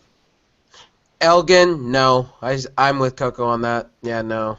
All right, Young Bucks, yes, yes, yes, yes, yes, yes. I'm not being Daniel Bryan. I love the fucking Young Bucks. They're just, if the internet had a fucking kid, if the IWC and UWC or the YWC, whatever, UWC too. I don't even know what that stands for, but they're part of this too. If the IWC and the YWC had a baby and they hatched it from eggs, that Young Bucks would come out of that fucking egg. Yes, American Alucard. Oh yes, it's time for the Young Bucks to come back come back. It's time for them to come back. Yes, I'm 100% with you guys. Yep, I want to see them 100%. Yes, yes, yes. I guess. Phoenix. He has next Mysterio. That's what he thinks. I say yes. I love Phoenix. American Alucard, Phoenix from Lucha Underground. Oh, I don't really know that guy, so. Okay, so pass. All right. I pass well. I don't really know him. Oh man, he's fucking amazing. Chris Hero. I think we all agree yes on that one. It's time for both those get knocked out. So yeah. Yeah, Okada. Yes. With what? Like, this is the craziest list ever. They're like, would you like vagina that tastes like strawberries that fucking pees out gold? Yes, I would. So I mean, yeah, of course. Okada. Now listen. I'm not going to put any pressure on you, but Okada's my favorite wrestler of all fucking time right now. Right now, he's my favorite wrestler. So if you say no to Okada, if you're dropped from the show, that was me pulling a power play. No pressure, American Alucard. if New Japan win the same, yes, he should come to TNA. But I doubt they will let go of their young soon-to-be ace. Yeah, I think he's probably an ace now, but I don't know. They have so many great wrestlers. Dekrev? I've seen a lot of his matches. I would like to say yes, 100% there. He should be in TNA, but I know that that's never going to happen. All right, now this is kind of interesting because I'm a huge fan of this guy too, Roderick Strong, #1 contender for the ROH title. I love Roderick Strong. I'm going to say yes, but it's not as strong as the other yeses. What do you think, Roderick Strong, American Alucard?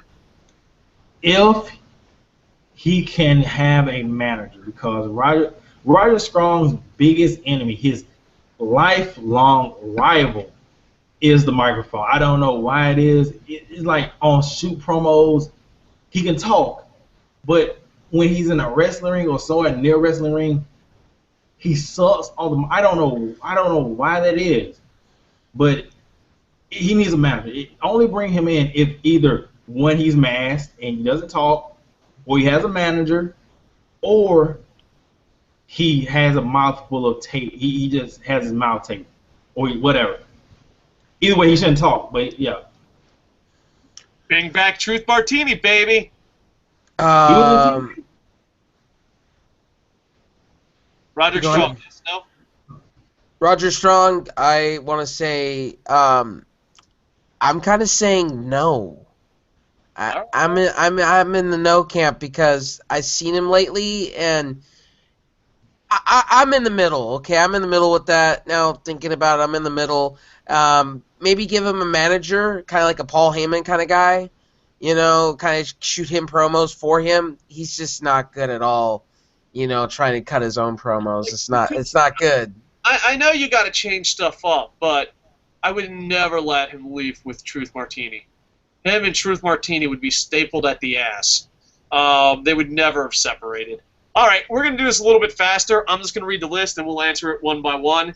All right, A.R. Fox, yes. Rich Swann, maybe. Mike Bailey, I don't know. Oh, Maybe. he's awesome. He's awesome. Yeah. All right, then. Yeah. American a la carte says he's awesome. I'm going to say yes. Sex Every Jr., yes. Aerostar, definitely. Drago, definitely. Matt Sydal, I don't know. I'm just not feeling Matt Sydal. I say yes to that. I think Matt Sydal is good, but like he's just like the ultimate average great wrestler. Like I can't describe it. Like you're like, is he a great wrestler? Yeah, but he's another plain Lay's potato chip. He needs some flavoring. ACH, without a doubt. ACH, I would be fucking signing a contract. I'd be calling his agent right now. I think ACH is fucking amazing. 100% yes. And then he has tag team division. And I know this is going to shock you. He says Red Dragon and War Machine. I say no to both. I'm just not fucking... Really?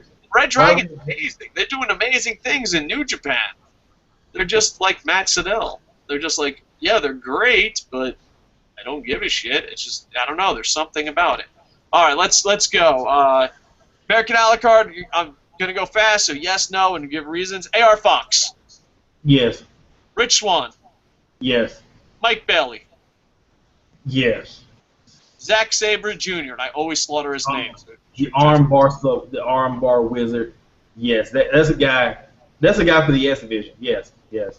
Aerostar. I don't know who that is. Drago. That dragon guy from Loot Now. No. Breaking my heart. Matt Sydal. Only if he gets a character when he comes. If he just coming in as Matt Sydal, no. Character, brand new, nobody like a brand new name, not Matt Sydal, not Evan Bluzo, but a brand new EC3 type of kid. Not EC3 like, but you know. A complete repackage. Thank you. Yes. Okay. Yeah. All right. ACH. Yes. You were a little fucking pause in there. If we were in the same room, I'd be like getting a fucking slap ready. And a tag team division, Red Dragon's War Machine. I would say Red Dragon. Only if Red Dragon are the hipster douchebags that they used to be. That's the only way I would want them there. Can I say something to that? Why Red Dragons? I say no to that. 100% no. It's so awesome. Like they're just so wrestlers that do nothing.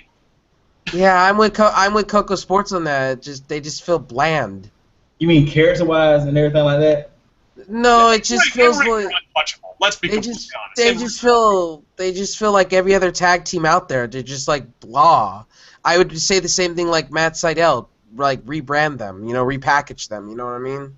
I don't know what happened in Ring of Honor, but they had character like 6 months ago. They were cool. They were cutting awesome promos. They were funny, and now it's just like it's nothing. I don't know where it happened to them not being awesome. I don't know what happened, but like their matches are still good. They still do a lot of good submissions, a lot of good wrestling. It's just the character. I can't put my finger on where they lost their coolness. I don't know what it is. Is it just me, or is it kind of like Ring of Honor is at its highest stage, and it's the most clusterfuck it's ever been? It's like, congratulations, you're at your highest stage, and you are the biggest clusterfuck you've ever been. All right, you ready to play Tech Rev? Most of those wrestlers I did not know. Okay, well, moving on. Next comment. Lennox Winterset says the X Division needs guys like A.R. Fox, Rich Swann, Chuck Taylor, and Trent Beretta to just fill out their roster. Carlos says, I'm a TNA guy, so I'm going to bother the fuck out of you whenever the TNA reviews are on. LOL, great job. Oh, don't worry about it. We believe, like, this is the way I see the show. Like, I don't know if it's this way. I feel like, even though it's a virtual reality, it's like, it's like a YouTube. Like how YouTube used to be. Like, I just picture all of us in the same building. Like, I watch other YouTubers and like, you're a fucking idiot. You're so fucking stupid. I'm like, you wouldn't say that to another person. You know what I mean? So I try to act as if commenters and us are just at a big pro wrestling bar shooting this shit. But yeah, you leave as many comments as you want. Tech Rev and American Alucard might tap out, and real life might get in the way, but we try to get to all of them. Clover Cold 89 says, don't know if you went over this, but who do you think that KO was in that promo? I don't know. I think one of us guessed Gail Kim, and I would like to see Gail Kim with maybe a couple new knockouts, but I actually don't know. Is anyone going to make a guess besides Gail Kim and new knockouts? It was a dark-haired woman. Some people are saying it could have been Laura Dennis, but let me check Laura Dennis's hair or Cherry Bomb's hair. I don't know. It could be somebody new.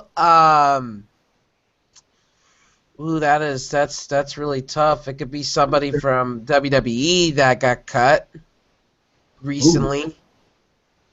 Like there's no woman that really got cut. Like, not that it was just some unknown woman. I don't know. It could be WWE TNA,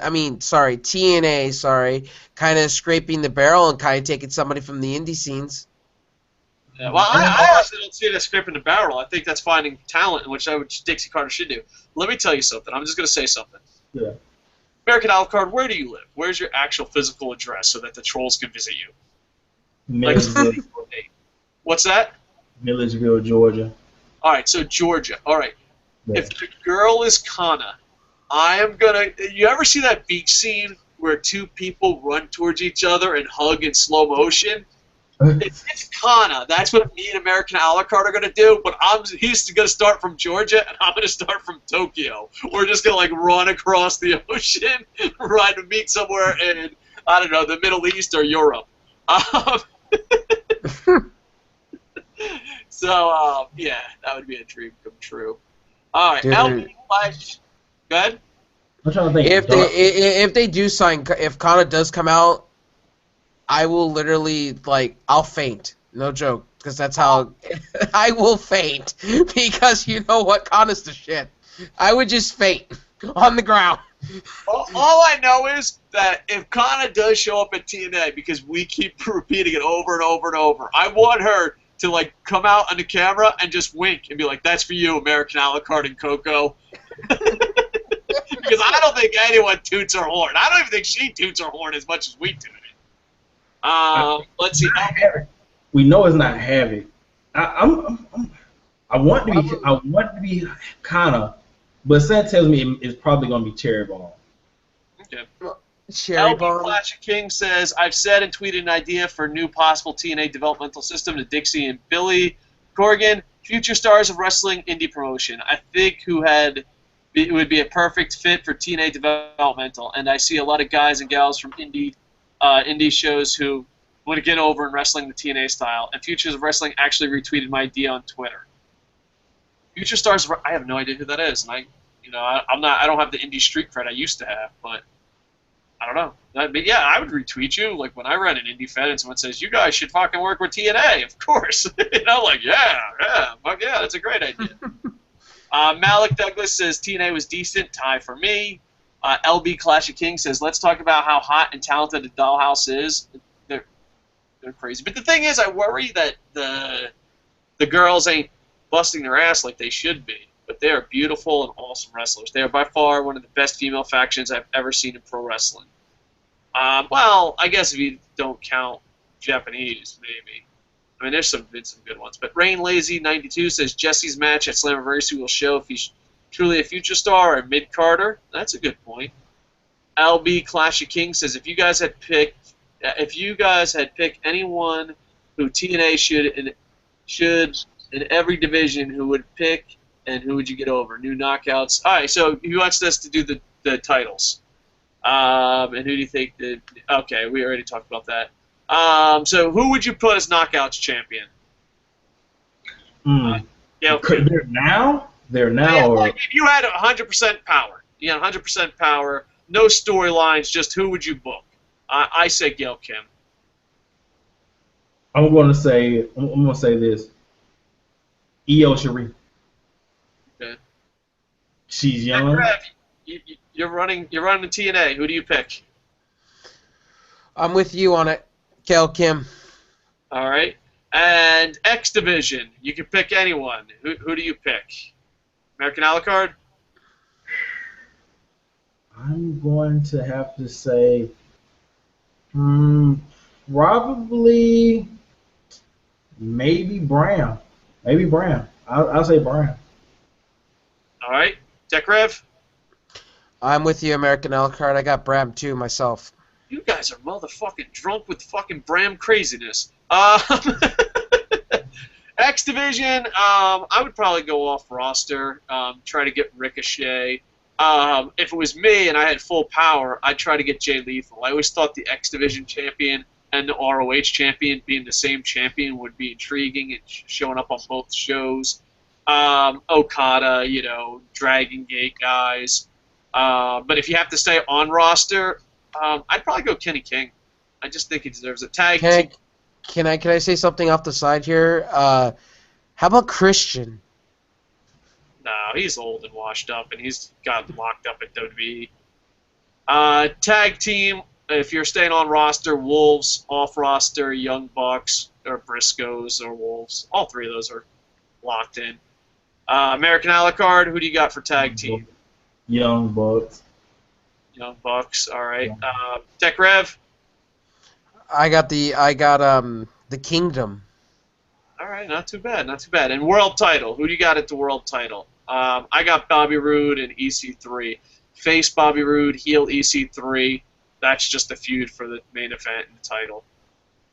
American Alucard? EC3. Yeah, EC3 as champ. All right. Tech Rev, EC3, or EC3? Ooh. I got EC3. All right. EC3's too good right now. So someone messaged me CM Punk. Well, it would definitely be a shocker. Rain Lazy 96 says, should EC3 cheat to win the title, or should he defeat Angle clean? I say cheat. It's okay if he cheats. He's a heel. He's slimy. If they have a rematch, then beat him clean. But if, to win the title, I'm okay with him cheating. What do you say? Clean victory for EC3, or he can have some shenanigans? Either way it's going to be good. Just as long as it's not no 2014 British guy type thing where it's like 45 guys in the ring helping him. Just like a simple EC3 cheat, that's good, but you don't need the entire heel locker room coming out in the match. Gotcha. Tech Rev? I want him to win clean. So it furthers his heel thing going on. Like, I beat Kurt Angle clean and rubs it in his face so they can have another match so he can beat him clean again. Let's see. LB Clash of Kings says TNA was win for me. Best product I saw on TV this week. All right. Boom, boom. People are retweeting us on Twitter. Appreciate it. People are liking us on Facebook. Appreciate it. I'm refreshing. I think we're going to be wrapping this up, gentlemen. 14-0. 14-0. That's bringing us to a national championship game. Oh, my goodness. You guys are awesome. All right. I'm going to go fast, American Alucard, because I kind of want to end the show. So you just cut me off. Wednesday night shows. Lennox Wooderson ranks them Lucha, NXT, ROH, TNA. Nathan Brown says Lashley should teach Roman Reigns how to spear, and I hope EC3 wins everything. Thanks for the review. Thank you, Nathan Brown. Rage Against PG says Carlos sends a Okay. iPhone's autocorrect really make it hard to read comments. I wouldn't say it on the same level as Lucha. Okay, I'm sorry, Rage Against PG. I love you, but that's way too much. Rain Lazy 92. What talents on the roster should be added in the main event scene? I think I don't think they have to win, but I think Bobby Roode should be in it. But the Beatdown Clan should be a powerhouse. I don't fucking that's. If I have one thing that I fucking get angry about TNA is just how they treat the Beatdown Clan. Ranked top 10 best crowds in America for pro wrestling. That's long, so we're definitely going to save that for a Stump the Idiot in the future. All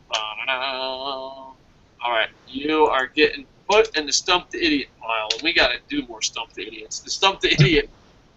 Well, the Stump the Idiot questions are longer and longer every day. I Am Mikey says Lucha is number one, just great storytelling and have changed the dynamic of pro wrestling under a year. TNA is a close second. TNA and NXT are tied for second. TNA show is the best pro wrestling TV format. Should be today. They have nonstop action. You can't hate on that. NXT is number two because it's hit and miss. Some NXT shows you can tell Vince attempts to sabotage Triple H's gem. ROH shows for me are sometimes not up to date, like the New Japan on Access TV. And this can mess up story direction. And if you're not a diehard fan, as for major shows, iPay-per-views, and he lists off iPay-per-views. LB Clash of Kings says my ranking Wednesday wrestling shows: TNA, Lucha, ROH, NXT. Rage Against PG says, with the whole spoiler taping issue, what do you book for the main event of Slammiversary? EC3 Kurt Angle 1-on-1. I don't even give a fuck about spoilers. That's what it needs to be. And the fact that there's rumors that it might be King of the Mountain match just makes me aggravated. Whoever wins the title, I'm going through hell and barely. Okay, so he wants to. I'd do a King of the. So he says he wants to do a King of the Mountain match. I don't mind a King of the Mountain match, but I want a Kurt Angle EC3 1-on-1. Some interesting notes from Maya Mikey. Several of Ring of Honor talents are nervous over recent reports that WWE doesn't want any potential talents going to Ring of Honor. Yeah, I'd be shitting my pants if I was them. In the past, people with Ring of Honor would pick ROH over TNA because ROH has produced so many more people who went on to successful in WWE. Yeah, and that's because of the television deal. WWE made it clear a while back that if you had been in TNA, your odds being signed if TNA were a lot lower. Unless you're motherfucking Samoa Joe! Rage PG says, what, in your opinion, in both movies and pro wrestling makes a good heel? I think this is a line from Jesse Ventura, but a lot of people say this. I don't know who originally said it, but I remember Jesse Ventura. They have to believe they're the good guys. Like, as soon as they're like, oh, evil, no, like, in their fucking head, they have to believe they are the good guys. And, like, NXT and WWE, Owens believes he's the good guy. Great. I just think they have to believe they're the good guy. I know this is going to get a lot of heel heat, but I think Star Wars has horrible bad guys. Ew, I'm evil. Ew. Like, what the fuck? The Stormtroopers don't fucking go grocery shopping? They don't have a goddamn family? It's bullshit. But yeah, I think a good heel has to honestly believe he's the and a lot of people do. Look at The Extremist. You read in the news all the time about bad stuff happening. And, I want pro wrestling to be a way of that. But when someone does something horrible in the news, they don't think they're the bad guys. They justify it. That's why they do it. So I think they have to believe. What's your opinion? Oh, okay, we already said that. He also goes on, who's the next big Kevin Steen, a.k.a. Indian Darling, NXT signing with the amount of hype? Ricochet, I think. I don't know what the deal is with Lucha Underground.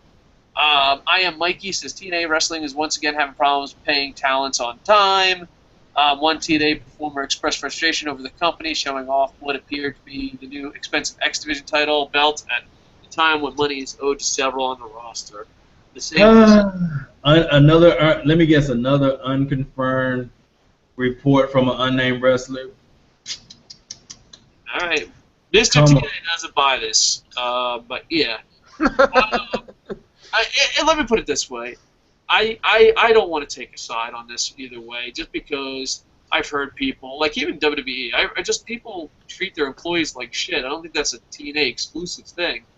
Right. But if you're not, like, I always say this, and like I make some really bad business deals money wise, but I would rather have a bad money business deal and the guy comes through than I'm going to give you $1 million and really just pay you 10. You know what I mean?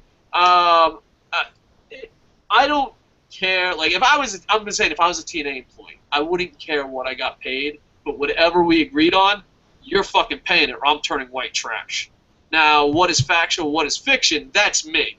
Like, you know, like I work, you know, I work at different jobs for lower pay, and I'm okay with that.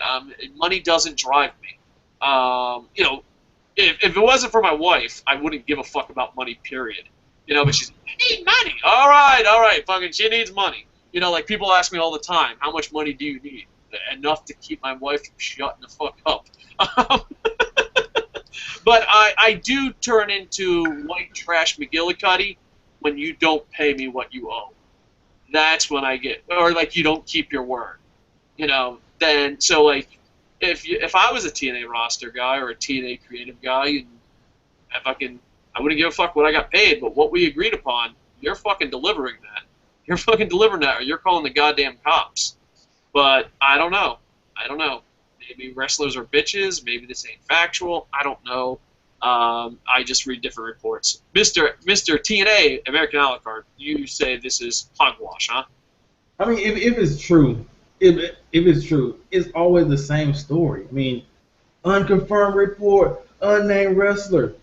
They can never give you legit information to like confirm report. It just seems like in the biased wrestling media, I want to say there's a hate against TNA, but it's not fair because they need to give some kind of concrete evidence because new wrestlers keep signing TNA, coming to keep doing business with TNA. If they don't have any money, people wouldn't keep signing and they wouldn't be able to keep the lights on. So either bring some truth or some facts there, or just stop doing the stories that are basically just biased against TNA for no reason. If it's, you know, at least bring some facts. That's basically what I'm trying to say. Bring some legitimate facts to the table. If you can't say anything but unconfirmed report or unnamed wrestler, just keep the story. Just do like The Rock says, take it, turn it sideways,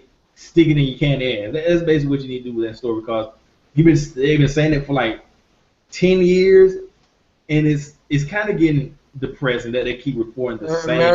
American. Haven't we seen, me and you both seen those kind of stories for the last 2 years? And it's just really horrible. It's like, you know, why would you say that about a title in a company, how they're not paying wrestlers without confirming your sources? You know, that's just like me going around saying, oh, today my Angels moved to such and such, but I can't confirm that with players. You know what I mean? It's kind of like that. Every 2 months, and they're like, yeah. I kind of see why you're not happy about that. I mean, if they aren't paying the wrestlers, they need to pay the wrestlers. But if it's just some dude on the internet making up lies every 2 months, and people are just putting it out there believing the lie, it's just like, come on. Now it's getting sad because like you could just make up any lie about TNA, and most people on the internet go, TNA, they just signed a mass murderer to their roster. They're gonna make a heavyweight. Oh yeah, TNA just signed a mass murderer to the roster. Yeah, that's gonna happen. TNA just signed a child molester. Yeah, they probably did, and like people would believe it because I don't know why it's easier for people on the internet to believe lies. I'm not saying this was or was not a lie, but it's easier for people on the internet to believe lies against TNA than it would be other promotions. And not that, but like, no, I don't know if it's happening or not. I'm not as confident as these two that it's not happening. But here's the thing, like, I do notice when Ring of Honor has pay problems, when WWE has pay problems, they do sweep that under the rug. Where TNA, they're like, look, they have pay problems. So even if it's true, I always think that people are more harsh on TNA than others. Because WWE, you know, they've had their problems before. And so, you know, look at the CM Punk situation. And so has, you know, other people have had their problems. But it seems like fans... All right, let's just put it this. If you're a fucking TNA wrestler, get your fucking money. I think that's the simplest way. Get your fucking money. Sure. You know? I Am Mikey says Sami Zayn is out until 2016. That's just shitty. Shit, that's a blow. Yeah, hopefully the WWE doesn't shuffle this Impact player. I agree. Oh, fuck, I don't know if this is true, but if it is, fucking heartbreaking. Semper Fi, fucking me and him had the same exact fucking MOS in the Marine Corps. I outranked him. But, you know, I wouldn't fucking mention that over and over because that'd be a scumbag move. Gunner has been released by TNA. I don't know, like, if that's true, but if it is, I'm heartbroken. Really? And also, following Christy Hemi's departure, fuck that whore. I'm sorry, I should be professional. They can open up ways for talent. So, I actually hated Gunner, but then, like, someone fucking enlightened me. He's like, no, he's fucking Semper Fi. He's a Marine. I'm like, he wasn't a fucking Marine. Infantry? Oh, yeah, infantry. A real fucking Marine machine gunner? They're like, yeah, he's actually a machine gunner. I was like, 0331? They're like, yeah. I'm like, holy fuck, we had the same exact job. So, that's sad about Gunner. So, Christy, who are they going to replace Christy Hemme? Well, you still have, what's-his-face, the Professor, and also SoCal Val. I love SoCal Val. I've seen her since she's been a little girl. I want TNA versus Manatees. This show is too long for that, sir. All right, the Manatees thing. I would, sir. I really would, but it's just, I'm about to break. We're 15-0. You get one more. We could be like the Miami Dolphins and make a play and all that, but guys, I want to give yourself some Barry Horowitzes here. We got the 6,400 subscribers, and this week has been a little harsh on the subscribers. I don't know what the hell's going on. We're one away from 6,400, and then like 6 people unsubscribed. So I think whenever I talk about the subscribers numbers, people just unsubscribe. They're like, "Hey, you fat fucking nerd, who's laughing now?" I'm like, I'm sorry. Gunner really has been released from TNA. That's a blow because Gunner, I think he could have been one of the top stars of TNA. Now that's not saying he can't go back to TNA. Look at Crimson, but here's the thing that I hate. Here's the thing that I know is going to happen in 2 or 3 days. Maybe it's already happened. Gunner's released. Oh my God, TNA! You should have released Gunner. He was one of your top stars in the company. Why? TNA is going out of business. Did you make a video last month saying Gunner was trash, he sucked, and you didn't like him? That was before he got released. He's the greatest motherfucking wrestler on the face of the planet. TNA let him go. For the record, sir, can I speak on my behalf? I have said Gunner is trash until I found out he was in the Brotherhood in fucking Marine Corps. Like, I turned my dude. I was like, dude, I am very anti-government, but I cannot turn my back on my Brotherhood. I have a question. So for Coco, I have a question. So why do you hate Christy Hemme so bad? I gotta know this. The main thing is, there's a lot of small things, but the straw that breaks the camel's back is she was at one time paid more than the whole Knockouts division together. Her salary is crazy fucking high. And, yeah, I just lost my shit. And then from there, it just added on.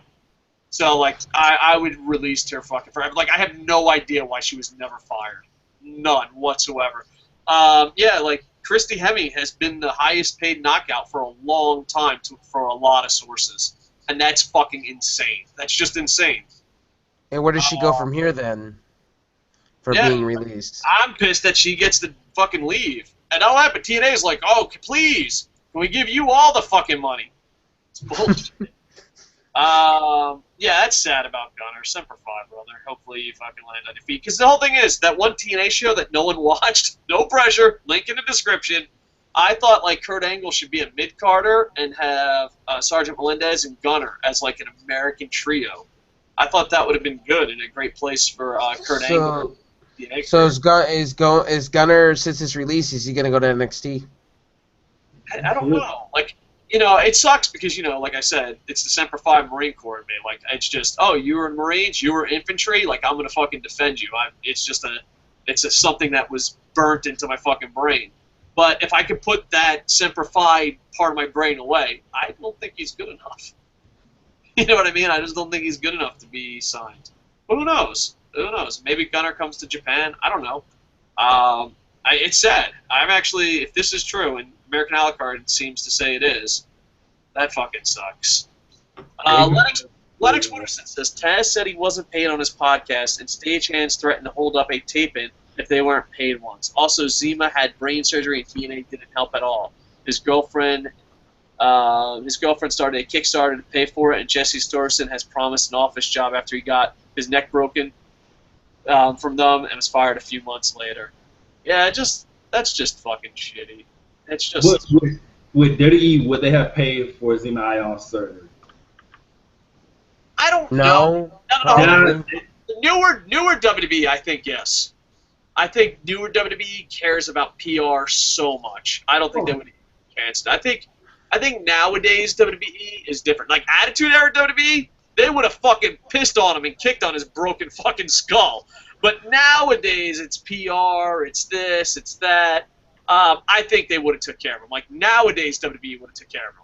Like WWE before the John Cena cult thing, never. I could see Vince McMahon literally whipping out his cock and pissing on him. Be like, I heard piss fucking fixes broken necks. Get the fuck out of my building. Well, okay, who's the equivalent to DJZ and WWE? Okay. As far as star power on the roster, that would probably be not Zack Ryder, maybe Cesaro. No, not Cesaro. Okay.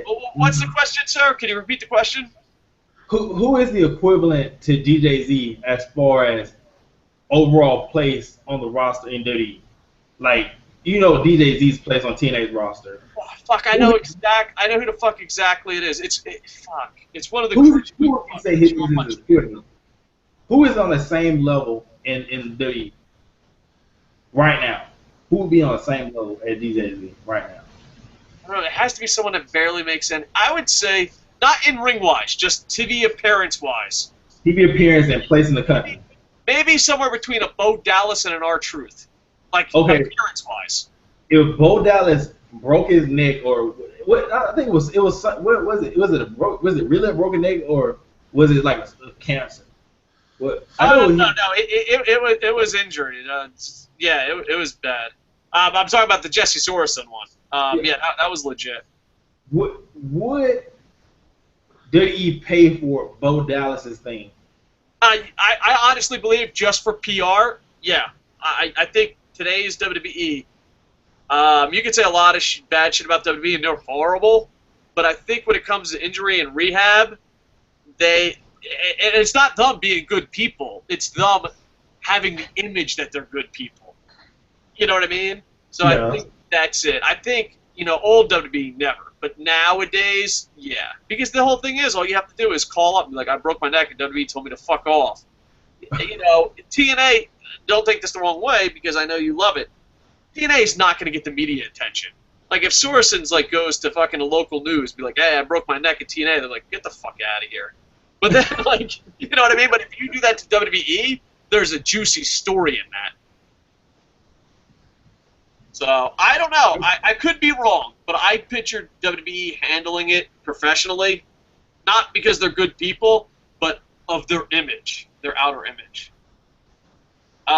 Jimmy King shared us on Google+, #TNA, and LB Clash of King says, agreed, American a la carte, because on TNA tribute video to Dusty, that fans blindly still try to find a way to take a shot at TNA even though they're going to give respect to Dusty.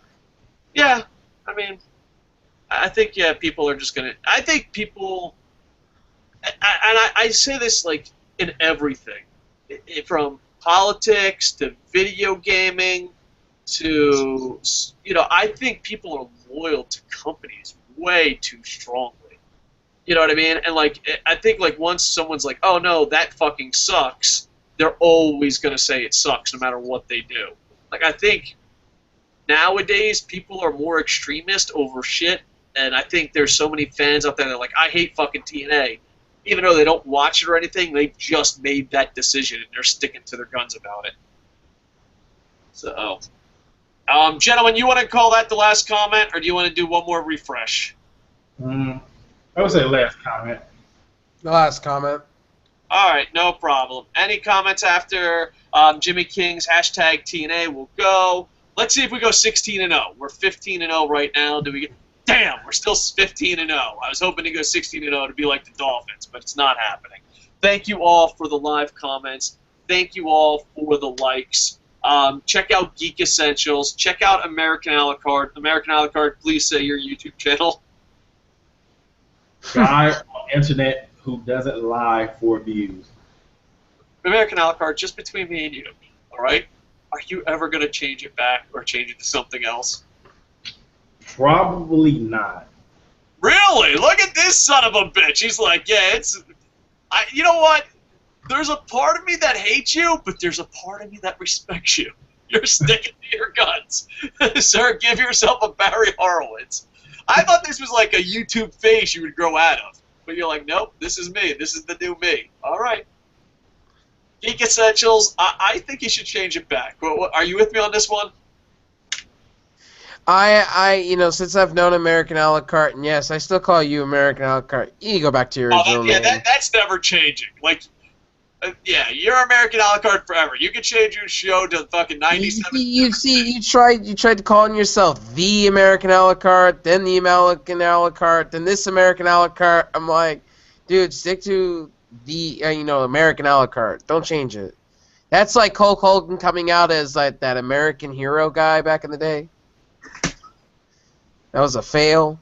5 seconds. The Patriot. The Patriot, hold on. yeah. Hey, gentlemen, can you have a conversation for like 1 minute while I go away? Hold on. Sure. That's dead air, gentlemen. Well, how about Dolph Ziggler maybe going to TNA? How about that?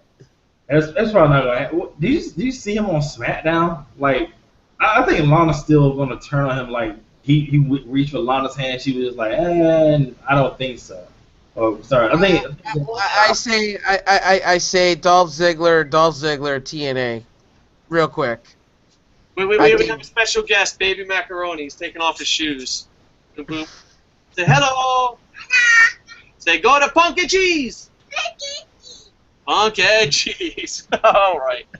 Gentlemen, thank you so much for being part of the show. I have no idea. I'm going to have to watch the video later to see what you guys were talking about. But thank you. Make sure to check out Geek Essential. Oh, my whole family's here. You think this happens on ESPN? Check out Geek Essentials. Check out the American can I call you the artist formerly known as American a la carte? The artist formerly known as AmeriCard. Thank you for the likes. Thank you for the live comments. If we missed any live comments, we apologize. Please like, comment, subscribe to all of our channels. Follow us on Twitter at KocoSports. And gentlemen, thank you. Everyone, thank you. And with that, I am over.